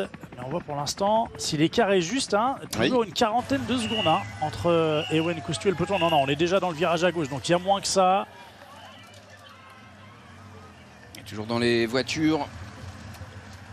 Alors ouais, Emilien Jacquelin là, qui essaie de se battre aussi pour rester avec Ewen Kostiou. Alors c'est Valentin Retailleau qui est annoncé, c'est pas Baptiste Vadic qui s'était extrait du peloton tout à l'heure. Ouais, on voit le peloton là-bas au fond, là, en bas de la cuvette, donc ça devrait le faire pour Ewen Kostiou. On va rentrer. Au profit d'un gros effort. Ouais, que d'énergie laissée en cours de route, puis on a perdu du monde, hein. On a perdu Tom Donenwirt, la Maxime Decomble. Je pense qu'il est en train aussi de mettre pas mal d'énergie dans cette poursuite.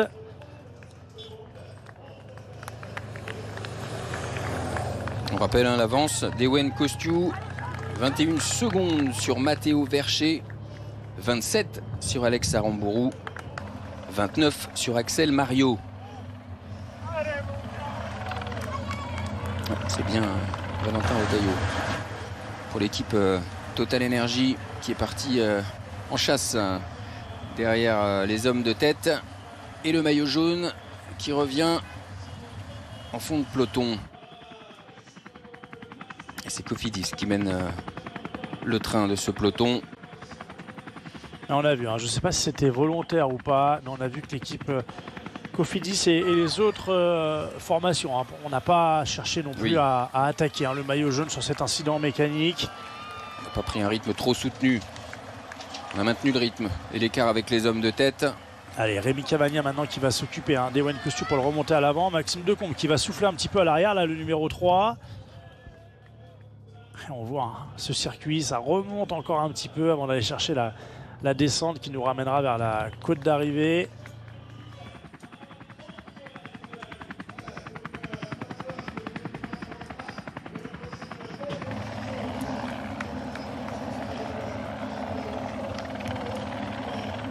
Deuxième attaque d'un coureur de Total Energy du jour. Équipe qui est la première du classement justement par équipe. Mais qu'on a vu un peu désorganisé hier, Christophe. Il y a 3 coureurs qui sont bien placés. Mais on n'a pas senti qu'on jouait pour l'un ou pour l'autre. Hier, quel est votre sentiment? Oui, c'est aussi le sentiment que j'ai. Et même sur cette phase de course, on voit bien qu'on attaque un petit peu individuellement chacun de son côté. Moi, c'est comme ça que je l'interprète, mais je peux me tromper. On rappelle que cette équipe Total Energy, pour l'instant, elle n'a pas de repreneur en fin d'année. Donc, on a des coureurs aussi qui, certainement, veulent se montrer pour retrouver Valentin Ferron, une équipe. Donc, voilà, on essaie chacun de faire le meilleur résultat possible, en tout cas de se montrer. Donc, je comprends si c'est le cas, si c'est pour ça qu'on court un petit peu de façon désordonnée. Je comprends tout à fait que chacun court pour soi et essaye de faire le meilleur résultat possible. On a posé la question ce matin à Alexandre Delettre avec 3 coureurs bien placés. Est-ce l'occasion de renverser le classement? On l'écoute. Ouais, c'est jamais fini. Tant que la ligne n'est pas passée, on a toujours un espoir. Ça reste une journée encore difficile. On espère aller faire quelque chose aujourd'hui, essayer de retourner le classement. Donc, après, il y a aussi la victoire d'étape. Donc on va se battre jusqu'au bout. Il va falloir être offensif, forcément. Il faut toujours être offensif quoi qu'il arrive. Donc la meilleure défense, c'est l'attaque. Et nous, on est plus en position où il faut attaquer plutôt que de défendre. On n'a rien à perdre en soi, nous. Donc ce qu'il faut, c'est attaquer et aller chercher, essayer de mettre les adversaires en difficulté. Vous allez prendre des risques, ne pas vous contenter du classement par équipe? Oui, c'est sûr, le classement par équipe, c'est anecdotique. On a une bonne équipe homogène.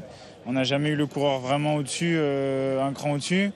Et il a manqué des fois un peu de communication entre nous pour espérer mieux gérer dans un final.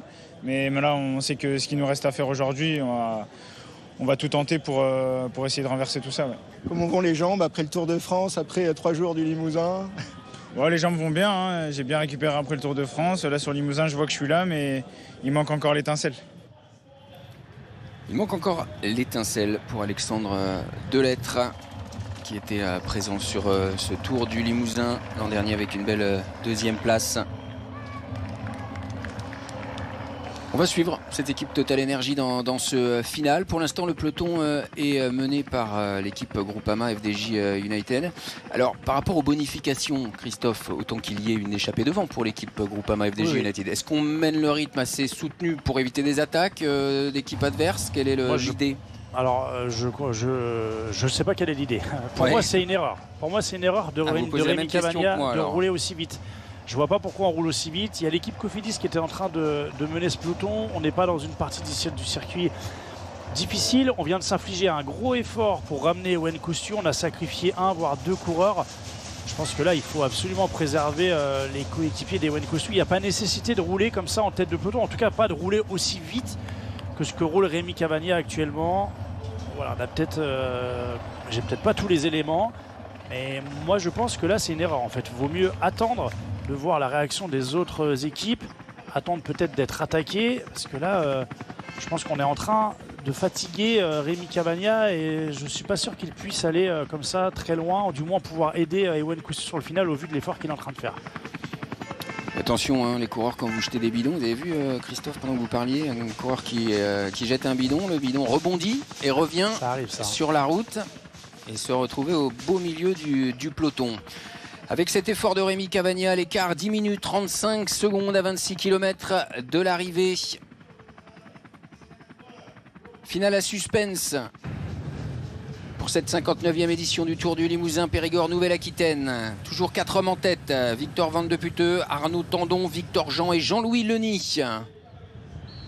Regardez le bidon, Ah, là, cette image. Merci Sébastien Gallaudet, notre réalisateur, de nous proposer ce ralenti. Merci à toutes les équipes techniques autour de Régis Réveillé de nous offrir ces images, ces belles images du Tour du Limousin une nouvelle fois cette année sur Ici Limousin, Ici Périgord, Noah France.tv et YouTube. J'en profite pour remercier également Marilyn Klech, notre chargée de production, et Estelle Laurent, notre coordinatrice éditoriale, qui ont œuvré pour la bonne réalisation de cette épreuve. Attaque de Van de Putte, le Belge. On l'a vu tout à l'heure qu'il y avait une petite mésentente dans le groupe. Et bien 25 km de l'arrivée, il décide de partir seul. Victor Van de Putte de l'équipe Peloton Intermarché, parti seul dans cette montée. Ouais, on voit Jean-Louis Leny là en train de réagir. Dans un deuxième temps. Et derrière, c'est plus dur pour Victor Jean et pour Arnaud Tandon. Jean-Louis Leny va faire la jonction, je pense. Ouais, exactement, Leny, juste avant la ligne. On va retrouver deux coureurs à l'avant. Jean-Louis Leny, il a l'air très bien aujourd'hui. On rappelle, il fait partie du Vélos Club Rouen 76, une équipe continentale fédérale, une équipe amateur. Et les deux coureurs qui vont franchir la ligne. On va surveiller l'écart. Évidemment. Passage sur la ligne.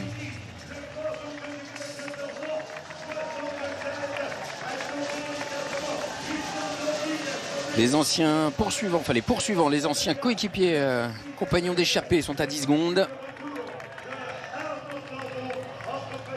Et le peloton avec Rémi Cavagna, avec Valentin Ferron, Baptiste Westrhofer qui s'est replacé à l'avant. Il n'est pas toujours à l'arrière, Baptiste Westrhofer. Voilà à l'avant, voilà pour répondre à la question. On voit les coureurs de Saint-Michel, préférence au Maubert 93, maillot orange et vert, le passage du peloton sur la ligne. 46 secondes de retard pour le peloton. Peloton qui va descendre à la poursuite des échappés sur ces routes du final de Limoges. Voilà. Pardon, mais juste j'ai vu Antoine Lotte passer un petit peu distancé là sur la ligne. Il a dû avoir un problème mécanique. Oui, important. On va suivre ça évidemment alors qu'on profite des belles images de Limoges. Vous avez aperçu les jardins de l'évêché, le pont Saint-Étienne. L'un des ponts médiévaux de Limoges. Les seuls à enjamber la Vienne jusqu'à la construction du pont neuf.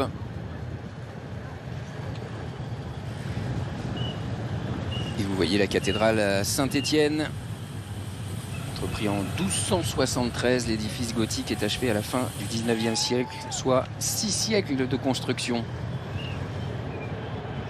Avec un portail Saint-Jean de style gothique flamboyant. L'édifice reste l'un des rares grands monuments gothiques du sud de la Loire. La cathédrale Saint-Étienne. Retour à la course avec les images du peloton.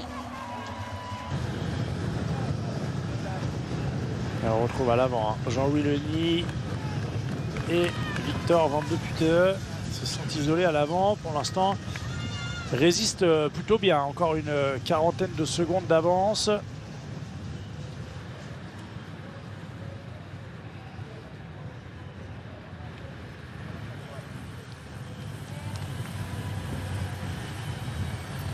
Confirme, Antoine Lotte, ouais.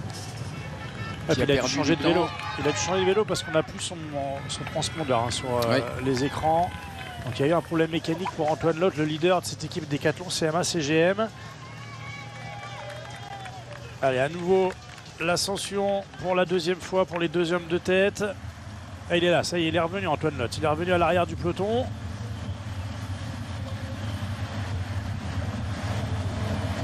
Et effectivement, il a un vélo sans plaque de câble. Donc il a pris son vélo de galerie. Donc comme Ewen Costiu, un petit problème mécanique pour Antoine Lotte. Allez, à l'avant, c'est l'équipe Cofidis à nouveau qui a repris la tête de ce peloton. Valentin Ferron qui a re-signé jusqu'en 2028 dans l'équipe Cofidis. Le Poids-de-Vin.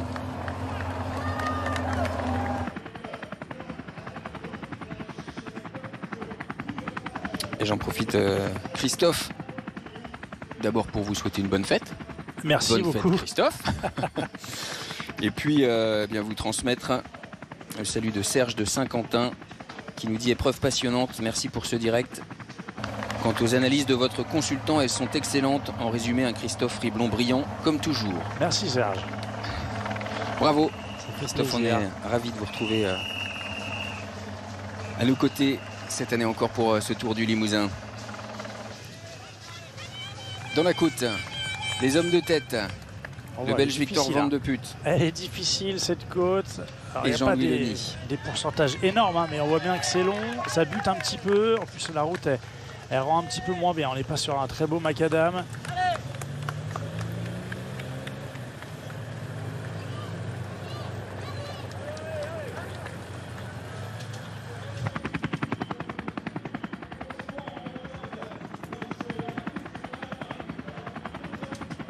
Peloton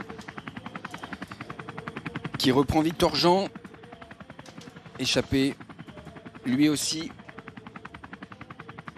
sur cette dernière étape.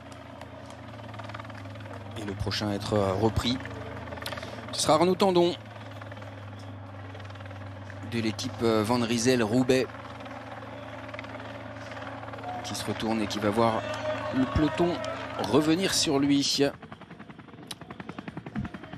Le coureur de décathlon, CMA CGM qui revient en tête de peloton. Antoine Lotte est de retour dans le peloton, on peut se repositionner. On a vu bien Valentin Ferron avec son dossard 33. L'équipe Cofidis a vraiment roulé aujourd'hui en tête de peloton. Quelle est l'ambition de cette équipe Cofidis? Aramburu, votre favori pour cette étape peut gagner. Hugo Page aussi qui s'est déjà imposé sur ses routes ici à Limoges. Est-il un favori même si le circuit a changé? Eh bien on va écouter son avis. Ouais, je l'ai fait en 2023. Après, j'ai fait troisième les 2 dernières années, mais le parcours a changé, donc c'est pas dans le même sens. Donc je pense pas que ça m'avantage tellement. Maintenant, à l'arrivée, c'est quand même 1 kilomètre à 5-6%, je crois. Et puis on a Alex qui est ici aussi et qui il est vraiment en bonne forme aussi. Et sur des arrivées comme ça, je pense que c'est le plus fort, je pense. Donc non, je pense que je vais me mettre au service de Alex aujourd'hui, surtout qu'il peut aller décrocher la 2e place au général. Donc je pense que c'est peut-être un chou dur pour moi à l'arrivée aujourd'hui. Ouais. La première, vous y croyez encore? Il n'est pas si loin? Comment? La première place au général pour Alex, est-ce que c'est encore jouable à votre avis? Non, je pense que c'est quand même compliqué. On a vu que FDJ avait une équipe quand même vraiment solide hier. Donc il y a quand même 3300 mètres de D+ aujourd'hui, mais je pense pas qu'on puisse détrôner Ewen sur ce type de parcours. Donc non, on va par contre essayer de jouer la 2e place parce qu'elle est pas loin. Et surtout la victoire d'étape, c'était le but du Limousin. On est passé de peu sur toutes les étapes, donc on va essayer de mettre au fond aujourd'hui.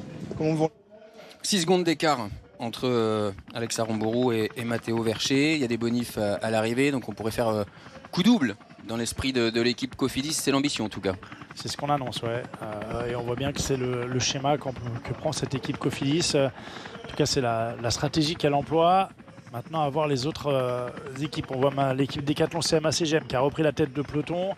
C'est l'infatigable Emilien Jacquelin qui est en train de rouler à l'avant. Il a été distancé tout à l'heure. Il est revenu avec Ewen Costiu et maintenant il prend peut-être un de ses derniers relais. Oui, il avait pris la roue d'Ewen Costiu pour revenir dans le peloton. Un petit peu plus de 20 secondes d'avance pour les 2 hommes de tête. Face à un peloton qui veut une victoire d'étape et peut-être pour l'une de ces équipes bouleverser le classement. On va suivre ça, 19 derniers kilomètres.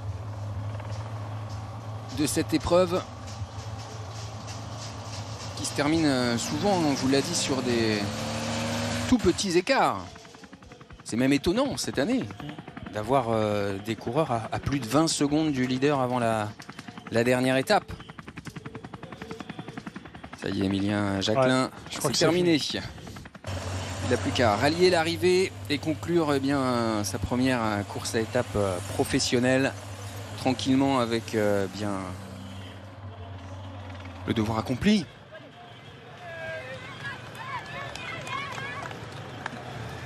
On retrouve à l'avant Jean-Louis Leny et Victor Van de Putte. Eux deux n'ont qu'un seul objectif, c'est d'essayer d'aller le plus loin possible. On ne sait jamais, on peut toujours espérer que le peloton se relève à un moment donné, que ça tergiverse un petit peu. Pour l'instant, on a toujours entre 15 et 20 secondes d'avance. Et que va faire cette équipe Total Energy là qu'on voit en train de remonter dans les premières positions du peloton? Je doute qu'on se contente de ce scénario avec une arrivée groupée. Je pense qu'il y a quand même des coureurs et des équipes qui ont d'autres intérêts. Le 217 d'Emilien Jacquelin en queue de peloton. Je vais répondre à une question de Christophe de Limoges. Pourquoi ne diffusez-vous... C'est pas vous. On lui souhaite une bonne fête également à Christophe de Limoges. Pourquoi ne diffusez-vous aucun podium du protocole du Tour? Ils mettent trop de temps à l'organiser ou il est convenu de rendre l'antenne 5 minutes après l'arrivée? Alors on va vous répondre très simplement. Par exemple, l'étape d'hier, le porteur du maillot de meilleur sprinter, c'est l'étape d'avant-hier, est arrivé très en retard, une trentaine de minutes derrière Ewen Kostiou qui s'était imposé, et le protocole attend évidemment ce coureur pour être organisé. Donc on ne peut pas nous attendre 35 minutes, 40 minutes après la course pour vous permettre de voir le protocole. On aimerait bien évidemment vous le proposer. C'est pour ça que à chaque début de retransmission on vous montre le maillot jaune sur le podium. Voilà pour répondre à cette question de Christophe de Limoges. Et puis dans le Tour du Limousin, il est très difficile ce Tour du Limousin. Donc il y a vraiment plusieurs grappes de coureurs. Et il faut attendre la voiture balai pour organiser aussi le protocole. C'est dangereux tant que des coureurs passent sur la ligne, d'organiser en même temps le protocole. Voilà, donc c'est compliqué de vous montrer les différents maillots distinctifs sur le podium. Allez, encore l'équipe Cofidis en tête de peloton. On a vraiment des ambitions et on le montre, cette équipe française.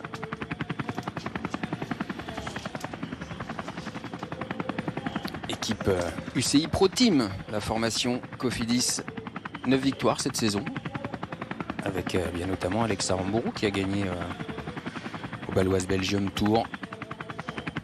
Hugo Page dimanche dernier à la Polynormande. Alex Aramburu qui avait déjà gagné cette année dans le Pays Basque à une étape de l'Itzulia Basque Country. On voit le peloton, ça y est, on est à une centaine de mètres derrière les deux hommes de tête. Ça sent la fin pour cette échappée.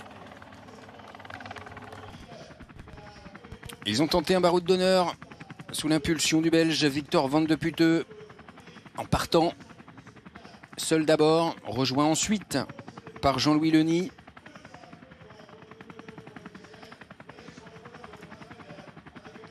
Et dans l'avant-dernier tour de circuit, il risque d'être repris, ces deux hommes de tête. Et on aura une explication finale avec encore un beau peloton, même s'il est très étiré. On a une sélection dans ce peloton au premier tour, dans le premier passage. D'ailleurs, on est déjà en train d'abdiquer pour les deux hommes de tête, on a compris. On a eu une première sélection sur le premier tour. Ensuite, il y a eu l'épisode Ewen Kostiou. On a le sentiment qu'il y avait pas un accord, mais en tout cas que dans le peloton, on n'a pas souhaité attaquer le maillot jaune sur un incident mécanique. Donc on a temporisé un petit peu. Du coup, ça a permis à des coureurs de revenir. Et là, à l'amorce du dernier tour, on se retrouve avec un peloton conséquent. Attention, on l'a vu, ce parcours est exigeant. Donc s'il y a des attaques, à nouveau, je pense que le peloton va réexploser. Salut l'attitude du peloton, c'était pas un problème physique, c'était vraiment un problème mécanique. C'est quand même mieux d'attendre le maillot jaune. et de jouer cette étape à la régulière entre guillemets. C'est fini donc pour le Belge Victor Van de Putte et pour Jean-Louis Lenny. Bravo messieurs d'avoir animé cette étape en compagnie d'Arnaud Tandon, de Victor Jean et de Jaakko Hänninen. Les 5 hommes qui étaient en tête après le 15e kilomètre de cette dernière étape.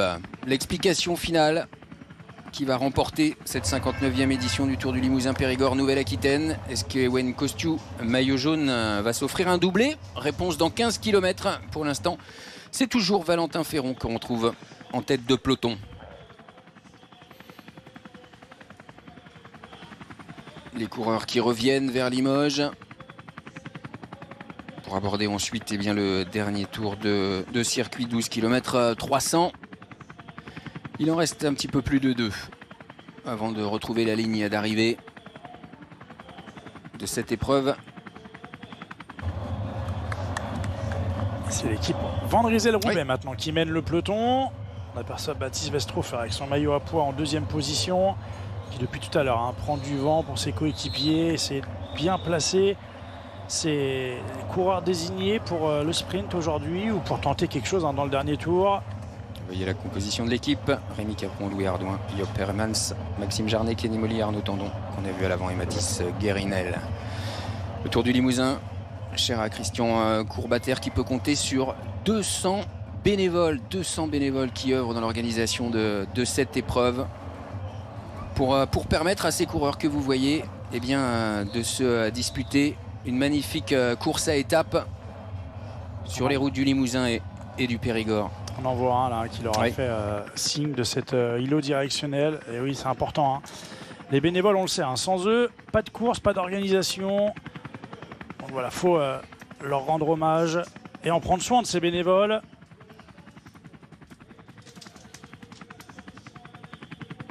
Oui, ils sont importants, évidemment, dans toute organisation. Ils ne comptent pas leur temps.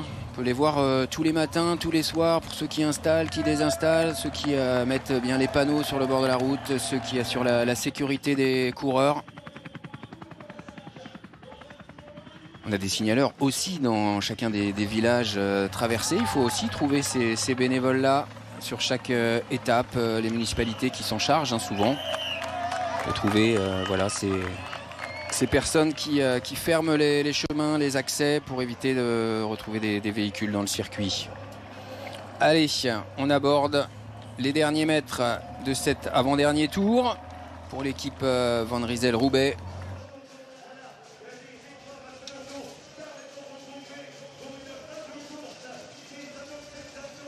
Et les coureurs qui vont passer sur la ligne. Les 12 derniers kilomètres de course.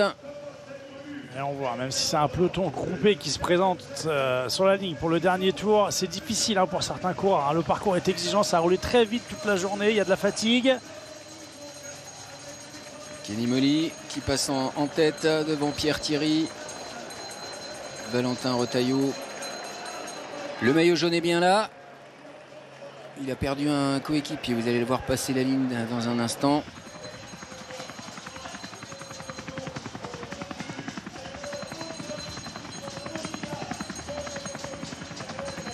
C'est Rémi Cavagna, je crois. Bah oui, avec l'effort qu'il a effectué sur le dernier tour, ça paraît très logique. Allez, toujours l'équipe Van Rysel-Roubaix qui mène ce peloton devant l'équipe Total Energy. Changement de physionomie même pour la Total Energy. On vient à se replacer beaucoup plus haut dans le peloton. Ouais, on discute même entre Valentin Retailleau et Pierre Thierry. Emilien Jacquelin est là.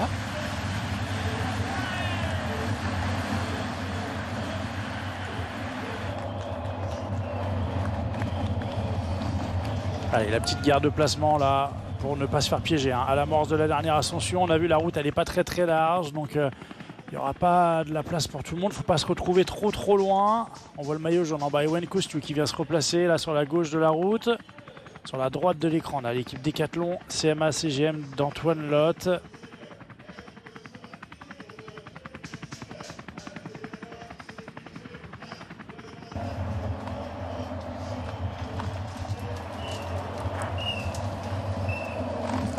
Ewen Kostiou, le tenant du titre, bien parti pour conserver sa couronne. Il lui reste 10 km 700 à tenir.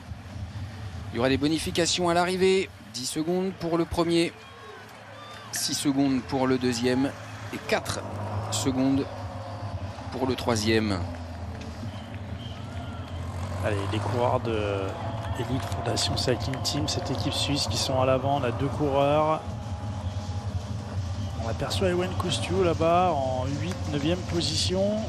Très bien placé, toujours bien entouré, hein, avec 2 de ses coéquipiers. Ewen Kostiou qui pourrait être le 6e coureur à inscrire 2 fois son nom au palmarès du Tour du Limousin Périgord Nouvelle-Aquitaine. Il pourrait imiter Francis Dutheil et Bernard Hinault qui ont remporté 2 éditions successives. 70-71 pour le premier, 76-77 pour le second.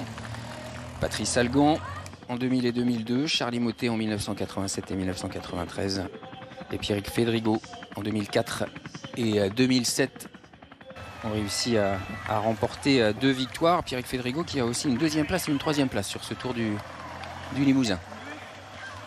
Moins de 10 km de l'arrivée. Allez, cette ascension de l'autre côté du circuit. Pour l'instant, c'est la partie la plus facile. On va tourner après sur la gauche, sur la petite route. Si certains coureurs ont des ambitions de vouloir finir seul, de faire exploser ce peloton, c'est le dernier moment.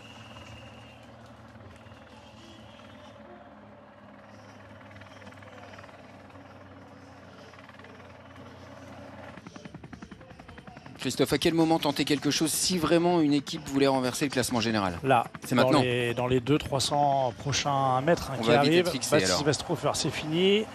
Il a fait ce qu'il fallait pour placer ses leaders. Mais oui, quand on va être sur la petite route, là où il y a les pourcentages les plus importants, si l'ambition de certains ou de certaines équipes est d'attaquer, c'est à ce moment-là qu'il faudra le faire. Et voilà, c'est parti. Elite Fondation Cycling Team qui tente d'accélérer. Les Total Energy aussi qui sont là, bien présents. Et regardez, ça explose. Même en 3-4e position, on a du mal à suivre. Ewen Kostiou qui tente de réagir là sur la gauche de la route. Qui est parti? C'est Valentin Retailleau? C'est Valentin Retailleau, il me semble. Ouais, je crois qui aussi. Est là. On aperçoit au fond là-bas aussi Alexandre Delettre. Avec Matteo Vercher. Eversold, échappé hier dans le final pour tenter de revenir sur Pierre-Henri Basset qui est là également. On a vu Matteo Vercher là qui est en 2e position avec son maillot blanc dans la roue. Ewen Kostiou. Et pour l'instant, pas de décathlon, CMA CGM. Pas d'Antoine Lode dans cette première partie du peloton. Allez, on accélère. Devant pour celui qui s'est échappé hier. Il y a une petite cassure là, on a une quinzaine de coureurs devant. On va avoir une quinzaine de coureurs à l'avant. Oui, notamment l'équipe Total Energy, bien représentée, mais pareil, un Groupama FDJ United pour l'instant, en contrôle. Il a 2 coéquipiers encore, Ewen Kostiou. Très très forte cette équipe qui est en train de montrer à tout le monde qu'elle est en capacité de pouvoir gérer le peloton.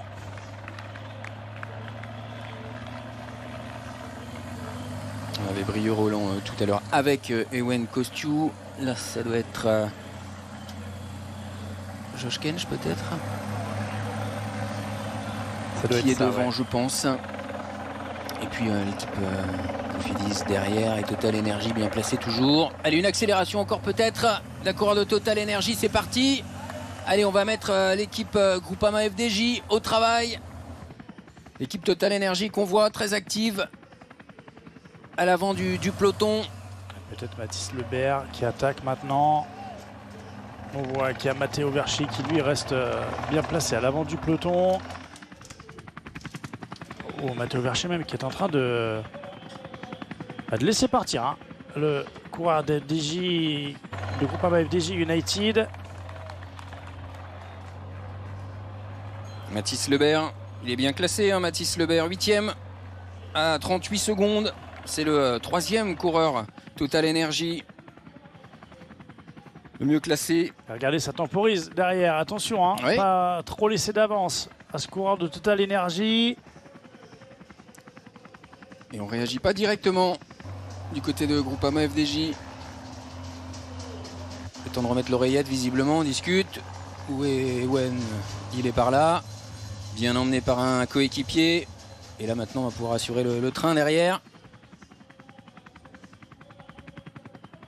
Derrière Mathis Lebert. Une petite différence à 7 km de l'arrivée.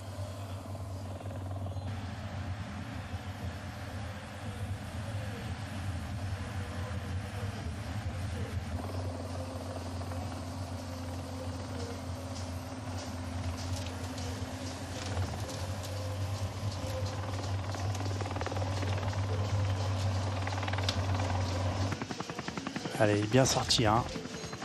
Mathis Lebert, c'est bien lui. Il a vraiment fait le trou. Derrière, on a temporisé un petit peu. On a attendu de se regrouper hein, du côté de la Groupama FDJ United.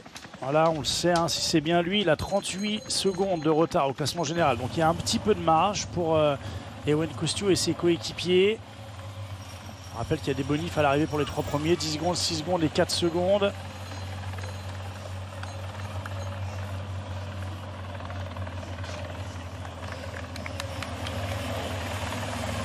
On confirme hein, que c'est Mathis Lebert. Ouais, tout à fait. Et derrière, maintenant, on va retrouver des équipes hein, qui vont venir, je pense, aider l'équipe Groupama FDJ United. Je pense à l'équipe Cofidis hein, qui a envie de créer une arrivée groupée hein, pour Alex Arandbourou.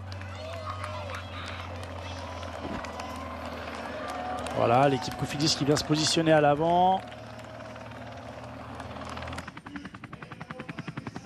En 1970, c'est Francis Dutheil qui a gagné. En 1971, Francis Dubreuil.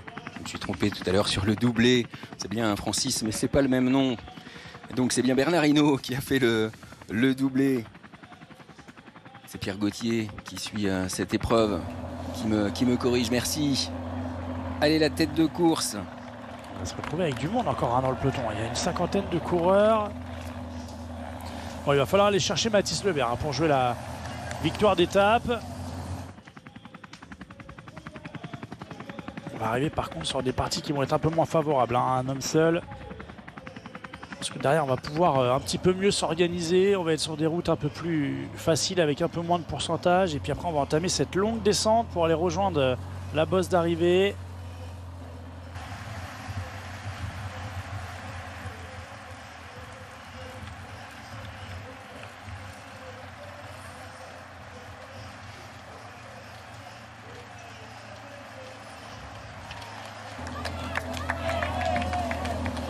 Ça attaque derrière. Ça attaque pour l'équipe Unibet Rose Rockets. Du côté de l'équipe Cofidis, ça coince un petit peu hein, pour essayer de suivre. Et non, c'est même pour l'équipe FDJ United. Hein. On a un coureur finalement de l'équipe Cofidis qui a essayé d'y aller tout seul. Attention, on va peut-être retrouver 2 coureurs à l'avant. Attention, c'est peut-être un moment important. On a peut-être la victoire d'étape qui est en train de s'échapper. 5 km de l'arrivée. Le mieux classé, c'est Sergio Meris pour cette équipe avec Kylian Verschuren. Sergio Meris, il est 16e à 1,46. Kylian Verschuren, 12e à 1,46. On va voir qui s'est échappé là de cette formation. En tout cas, on en a 2. On va se retrouver avec 2 coureurs d'Unibet Rose Rockets, un coureur de l'équipe Cofidis. Derrière, on essaie de combler l'écart. Hein. Du côté de la Groupama FDJ United, il y a l'équipe Decathlon CMA CGM aussi qui pointe le bout de son nez à l'avant du peloton. Où est le maillot jaune ? Christophe, où est le maillot jaune ? Je ne le vois pas pour l'instant. Alors, soit il est bien caché. Oui, il est où Ewen Kostiou au vu d'hélicoptère? Si on a la possibilité de le voir, on s'intéresse évidemment à l'avant de la course. Est-ce qu'on peut voir Ewen Kostiou? Allez, tout est repris dans le virage. Il est là, il est bien placé. Ouais, il est là, Ewen, il était à la corde. Tout à fait. Peloton qui a bien diminué en unité. Allez, on a un peloton groupé maintenant à l'amorce des 4 derniers kilomètres. Il va y avoir cette phase descendante et puis cette remontée hein, sur l'arrivée.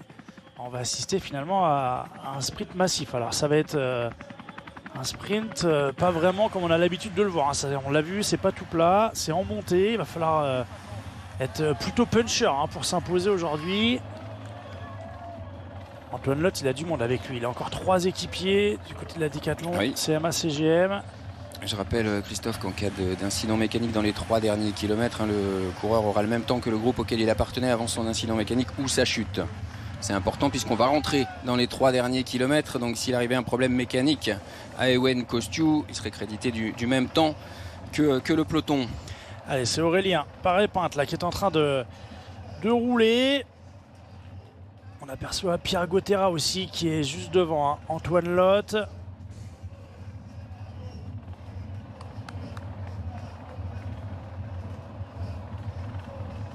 Aurélien Paré-Pinte devant. Équipe Cofidis qui se replace également.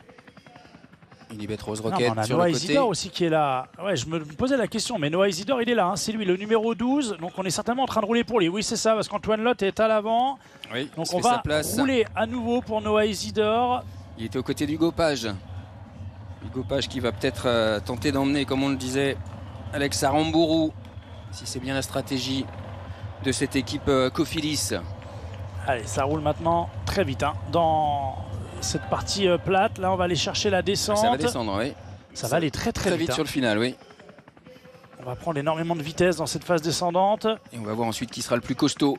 Et attention à la relance, hein, en bas. Hein. On l'a vu, on tourne le virage. On passe le pont, on tourne à gauche et il y a une grosse relance, hein, en montée. Attention aux cassures sur ce final. Allez, toujours Antoine Lotte qui est en train de rouler à l'avant. Les 2 derniers kilomètres. Qui va remporter cette dernière étape de ce Tour du Limousin Périgord Nouvelle-Aquitaine que vous suivez sur Ici Limousin, Ici Périgord. Noah, France.tv, merci à vous d'être avec nous depuis le début, depuis mardi, la première étape, le départ du côté de Vérac. Noah Isidore qui s'est déjà imposé lors de la première étape. Allez, Pierre Gauthierat là qui est devant Noah Isidore. On est bien placé, hein, pour les Cofidis, pour les Décathlon CMA CGM. Par contre, on est un petit peu plus loin, hein, du côté d'Ewen Kostiou. On est plus autour de la 20e place. Attention, hein, je l'ai dit, la relance à gauche après le pont. Il va y avoir des cassures. La flamme rouge, vous l'avez vu. Voilà, la fin de la descente, le virage dont vous parliez, Christophe. On tourne à gauche, la grosse relance qu'on va faire bien entendu à fond. Et l'explication finale avec pour l'instant l'équipe Décathlon, CMA CGM bien placée. Pierre Gauthierat qui est en train d'emmener Noah Isidore. Et regardez la grosse relance, il y a déjà une cassure en 7-8e position. Certainement Hugo Page qui ramène Aramburu, on l'imagine en tout cas. Matteo Vercher aussi bien placé dans la roue d'Aramburu. Et il y a une cassure. Et Ewen Kostiou il n'est pas dans cette première partie. Attention, il y a les bonifs. Il y a 10 secondes de bonification pour le vainqueur. On accélère encore. Toujours Gauthierat qui emmène très fort. Noah Isidore en 3e position. Hugo Page. Hugo Page qui emmène. Qui est Noah bien Isidore placé, dans la roue. Aramburu ensuite. Et on a Alexandre Delettre en 3e dans la roue d'Aramburu. Et c'est parti. Noah Isidore qui lance. Aramburu. Il est fort, il est fort, pour l'instant, c'est Noah Isidore. Il est très fort. Et Matteo Vercher qui semble coincé derrière. Noah Isidore pour une 2e victoire. Deuxième victoire pour Noah Isidore, très facile. Aramburu 2e, Alexandre Delettre 3e. Et il y a une petite cassure pour le maillot jaune. Ewen Kostiou, il est là dans le peloton, 6 secondes d'écart. Aramburu qui termine 2e prend 6 secondes de bonification.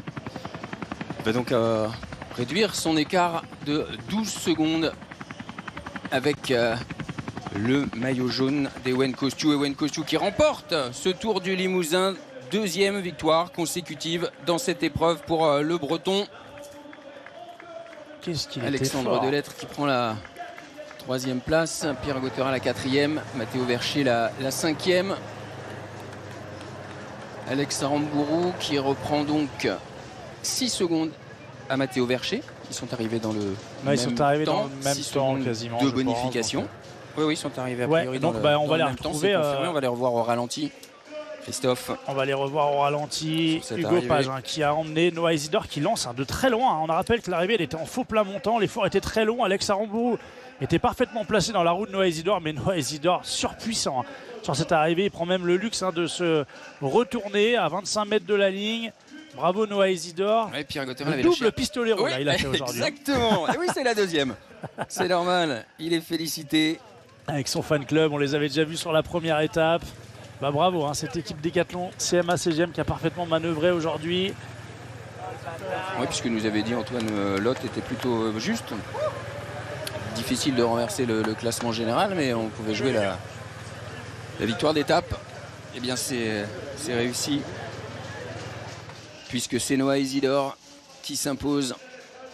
On revoit le final, le dernier kilomètre, avec ces deux équipes, Cofidis et Decathlon CMA CGM, qui ont mené ce peloton. Ouais, puis cette grosse pour leur relance, sprinter. Après le virage à gauche, on en avait parlé, ça a créé des cassures. Ah oui, on relance au maximum. Pierre Gauthierat aussi, il faut quand même le souligner, énorme travail. Il a pris son relais d'ici à partir de 800 mètres de la ligne.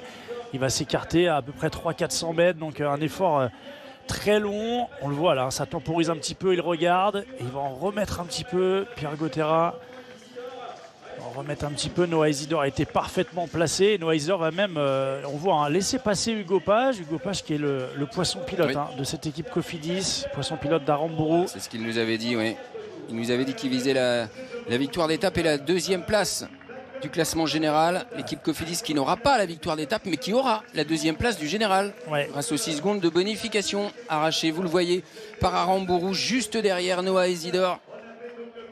Et Matteo Vercher qui finit 5e et qui donc rétrograde d'une place. Pourtant les deux coureurs vont être dans le même temps. La victoire de Noah Isidore. Et son geste significatif, celui du pistolero. Noah Isidore qui s'impose, vous le voyez, le classement juste devant Alex Aramburu. Alexandre Delettre 3e devant Pierre Gauthierat et Matteo Vercher. Et puis cette petite cassure avec derrière Hugo Page à 6 secondes, tout comme Ewen Kosciu qui remporte ce Tour du Limousin, cette 59e édition. On va retrouver le président Christian Courbater au micro de Fabrice Bidot. Christian Courbater, c'est une superbe 59e édition qui se termine avec un doublé historique. Ça faisait 50 ans qu'un coureur n'avait pas réussi le doublé sur ce Tour du Limousin. Vous êtes satisfait ? Énormément satisfait. On adore en plus c'est Ewen Kosciu. Effectivement, un Breton succède à un autre Breton au niveau des doublés, puisque Bernard Hinault avait fait cela avant lui. Et quand je vois le public et tout ce qui s'est passé aujourd'hui sur ce circuit final qui est nouveau, c'est extraordinaire. Donc vraiment, félicitations à Ewen Kosciu. Alors on a 3 victoires d'étape sur 4 pour des équipes du World Tour. Un classement final remporté par Ewen Kosciu avec son équipe également du World Tour. Ça veut dire que pour la 60e édition, l'année prochaine, vous allez essayer de faire venir plus de 3 équipes du World Tour. Alors, c'est la difficulté. En fait, la classification aujourd'hui de l'épreuve au niveau mondial, puisque le cyclisme mondial s'est énormément développé, il a fallu mettre des classifications comme le World Tour, etc. Et dans la classification que nous sommes, hélas, on amène 125 points au premier. Et c'est la chasse aux points. Et une course World Tour amène 200 points. Donc il est effectivement vrai qu'on ne peut pas avoir 50 équipes World Tour. Mais... Merci beaucoup Christian Courbater. Et donc je peux annoncer que le départ de la 60e édition aura lieu de la commune de Périllac où on est passé aujourd'hui. Ah oui, tout à fait. Je vous confirme bien. Périllac, donc le départ de la 60e édition l'année prochaine. Le classement général, vous le voyez, Ewen Kosciu qui s'impose donc devant Alex Aramburu à 15 secondes et Matteo Vercher à 15 secondes également. Vous allez nous expliquer, Christophe, pourquoi Aramburu passe devant Matteo Vercher. Mais d'abord, on écoute la réaction de Noah Isidore, le vainqueur du jour, deuxième victoire d'étape. Isidore, eh bien c'est le doublé pour Ewen Kosciu pour la victoire finale, mais doublé pour vous aussi avec 2 victoires d'étape. Vous étiez encore le plus fort aujourd'hui. Ouais, franchement, j'étais pas sûr de mes forces. C'était vraiment une journée, encore une fois, très, très difficile. Ça a roulé assez vite. Je connaissais bien le circuit, même s'il a changé. L'année dernière, j'étais dans l'échappée. Je sais que l'échappée est toujours un peu dur à reprendre. Donc on a décidé avec l'équipe de rouler assez fort pour les reprendre tôt. Et être sûr de pouvoir avoir une arrivée groupée. Voilà, je remercie tous mes coéquipiers qui ont encore fait un super travail autour de moi, qui ont eu confiance. On était encore 4 à 3 bandes de l'arrivée. Et puis ils m'ont emmené juste parfaitement. Donc franchement, je suis super content de pouvoir regagner. C'était plus facile aujourd'hui ou c'était plus facile mardi ? Plus facile mardi. Clairement, aujourd'hui, j'avais mal aux jambes. Puis quand j'ai vu l'arrivée avec cette bosse vraiment punchy, et après c'était encore long, je me suis juste dit qu'il fallait que je gère. Et ouais, je pense que j'ai super bien géré mon sprint avec Pierre Gauthierat qui m'a bien emmené. J'ai laissé passer Hugo Page qui a continué l'effort jusqu'à 250 mètres. Et en plus, et après, j'ai pu lancer et j'ai vu qu'il n'y avait personne derrière, donc ça allait. Bravo Noah Isidore, donc vainqueur de cette 4e étape.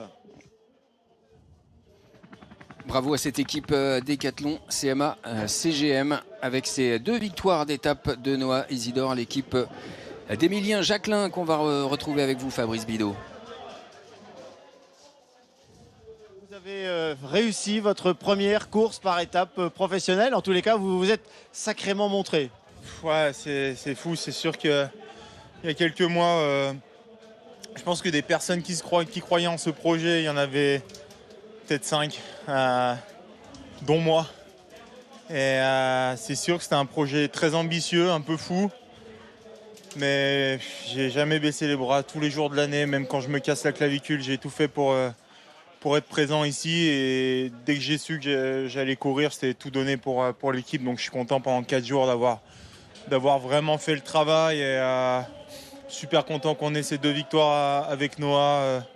Antoine qui a bien joué pour le classement général, non, très très content.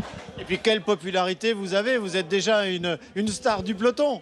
Ah, c'est incroyable, je peux remercier vraiment toutes les personnes bord de route qui ont fait des pancartes, qui m'ont supporté, qui ont supporté l'équipe. C'était assez impressionnant, même l'hiver, je pense jamais vu autant de pancartes en mon nom, donc c'était très touchant. Après j'ai essayé de rester le plus concentré possible sur ce que j'avais à faire, mais ouais, ça fait quelque chose.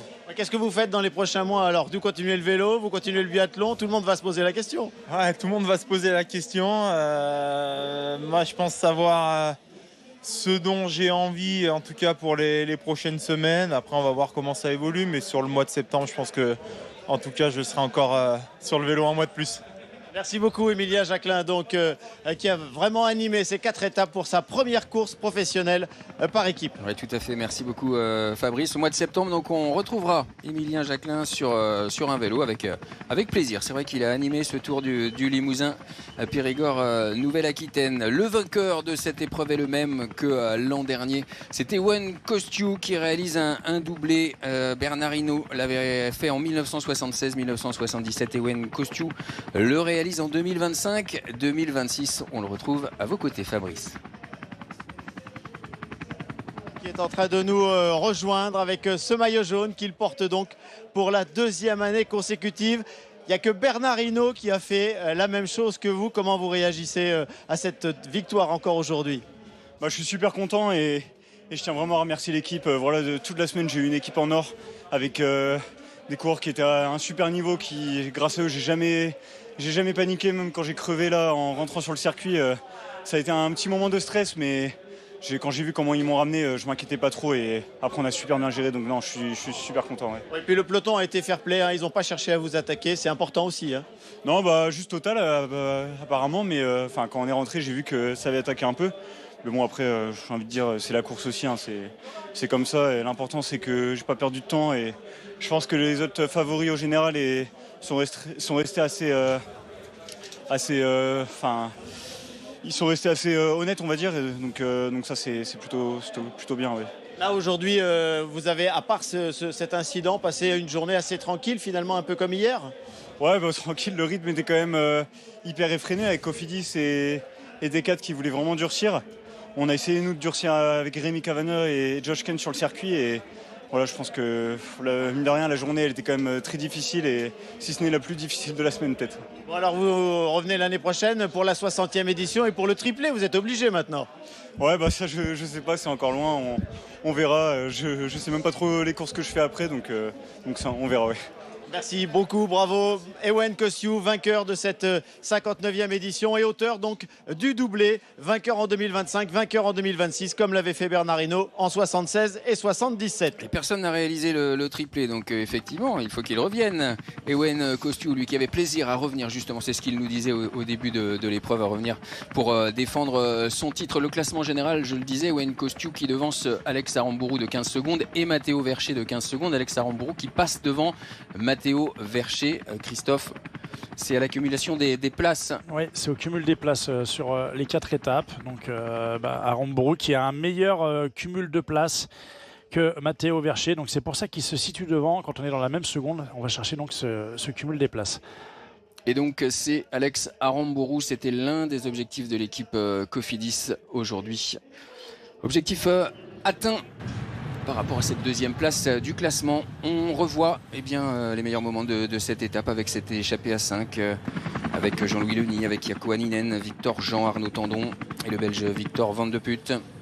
Plus de 3 minutes d'avance pour ces hommes sur le peloton. Baptiste Westrofer, maillot à pois, est parvenu à le conserver. Il n'y avait pas de difficulté aujourd'hui puisqu'il était assuré de le garder. Il fallait franchir la ligne d'arrivée, évidemment. Le maillot bleu n'a pas bougé non plus aujourd'hui. Avec le maillot bleu n'a pas bougé. Et derrière, c'est l'équipe Cofidis et Decathlon CMA CGM qui ont roulé. Alors on va vite comprendre pourquoi ils roulent. C'était pour créer une arrivée groupée. Ces deux équipes avaient un intérêt commun aujourd'hui. On les a vus rouler, on les a vus dans le final. Donc effectivement, les objectifs étaient clairs, étaient annoncés en plus. On nous l'avait dit avant le départ de cette étape. Les échappés qui comptaient 5 coureurs, puis 4. Jaakko Hänninen a lâché en premier, puis ensuite on a retrouvé le Belge Victor Van de Putte avec Jean-Louis Leny finalement repris. Et puis cette explication finale, Christophe, avec donc ces deux équipes Decathlon, CMA CGM et Cofidis qui se sont joués la victoire. Et donc c'est Noah Isidore qui s'est imposé pour la deuxième fois. Costaud, bien emmené par Pierre Gauthierat. Ouais, parfaitement emmené. On avait un plan pour aujourd'hui, on avait une super stratégie. On avait vu Noah Isidore sur la première étape déjà très dominant au sprint. Aujourd'hui, il n'y a encore une fois pas eu photo. On aurait pu penser qu'Aramburu allait un petit peu le titiller, mais on a vite vu qu'Aramburu n'avait pas les capacités au sprint de pouvoir le doubler. Et malgré des crevaisons, 2 fois dans la première étape et dans cette dernière étape, Ewen Kosciu est parvenu à conserver son maillot jaune et à s'imposer pour la deuxième fois consécutive dans ce Tour du Limousin. Merci beaucoup. Merci à vous, Frédéric. C'était un vrai plaisir. Également plaisir à partager. Merci à vous de nous avoir suivis. Ewen Kosciu remporte donc la 59e édition du Tour du Limousin Périgord, Nouvelle-Aquitaine. À bientôt, merci. Salut.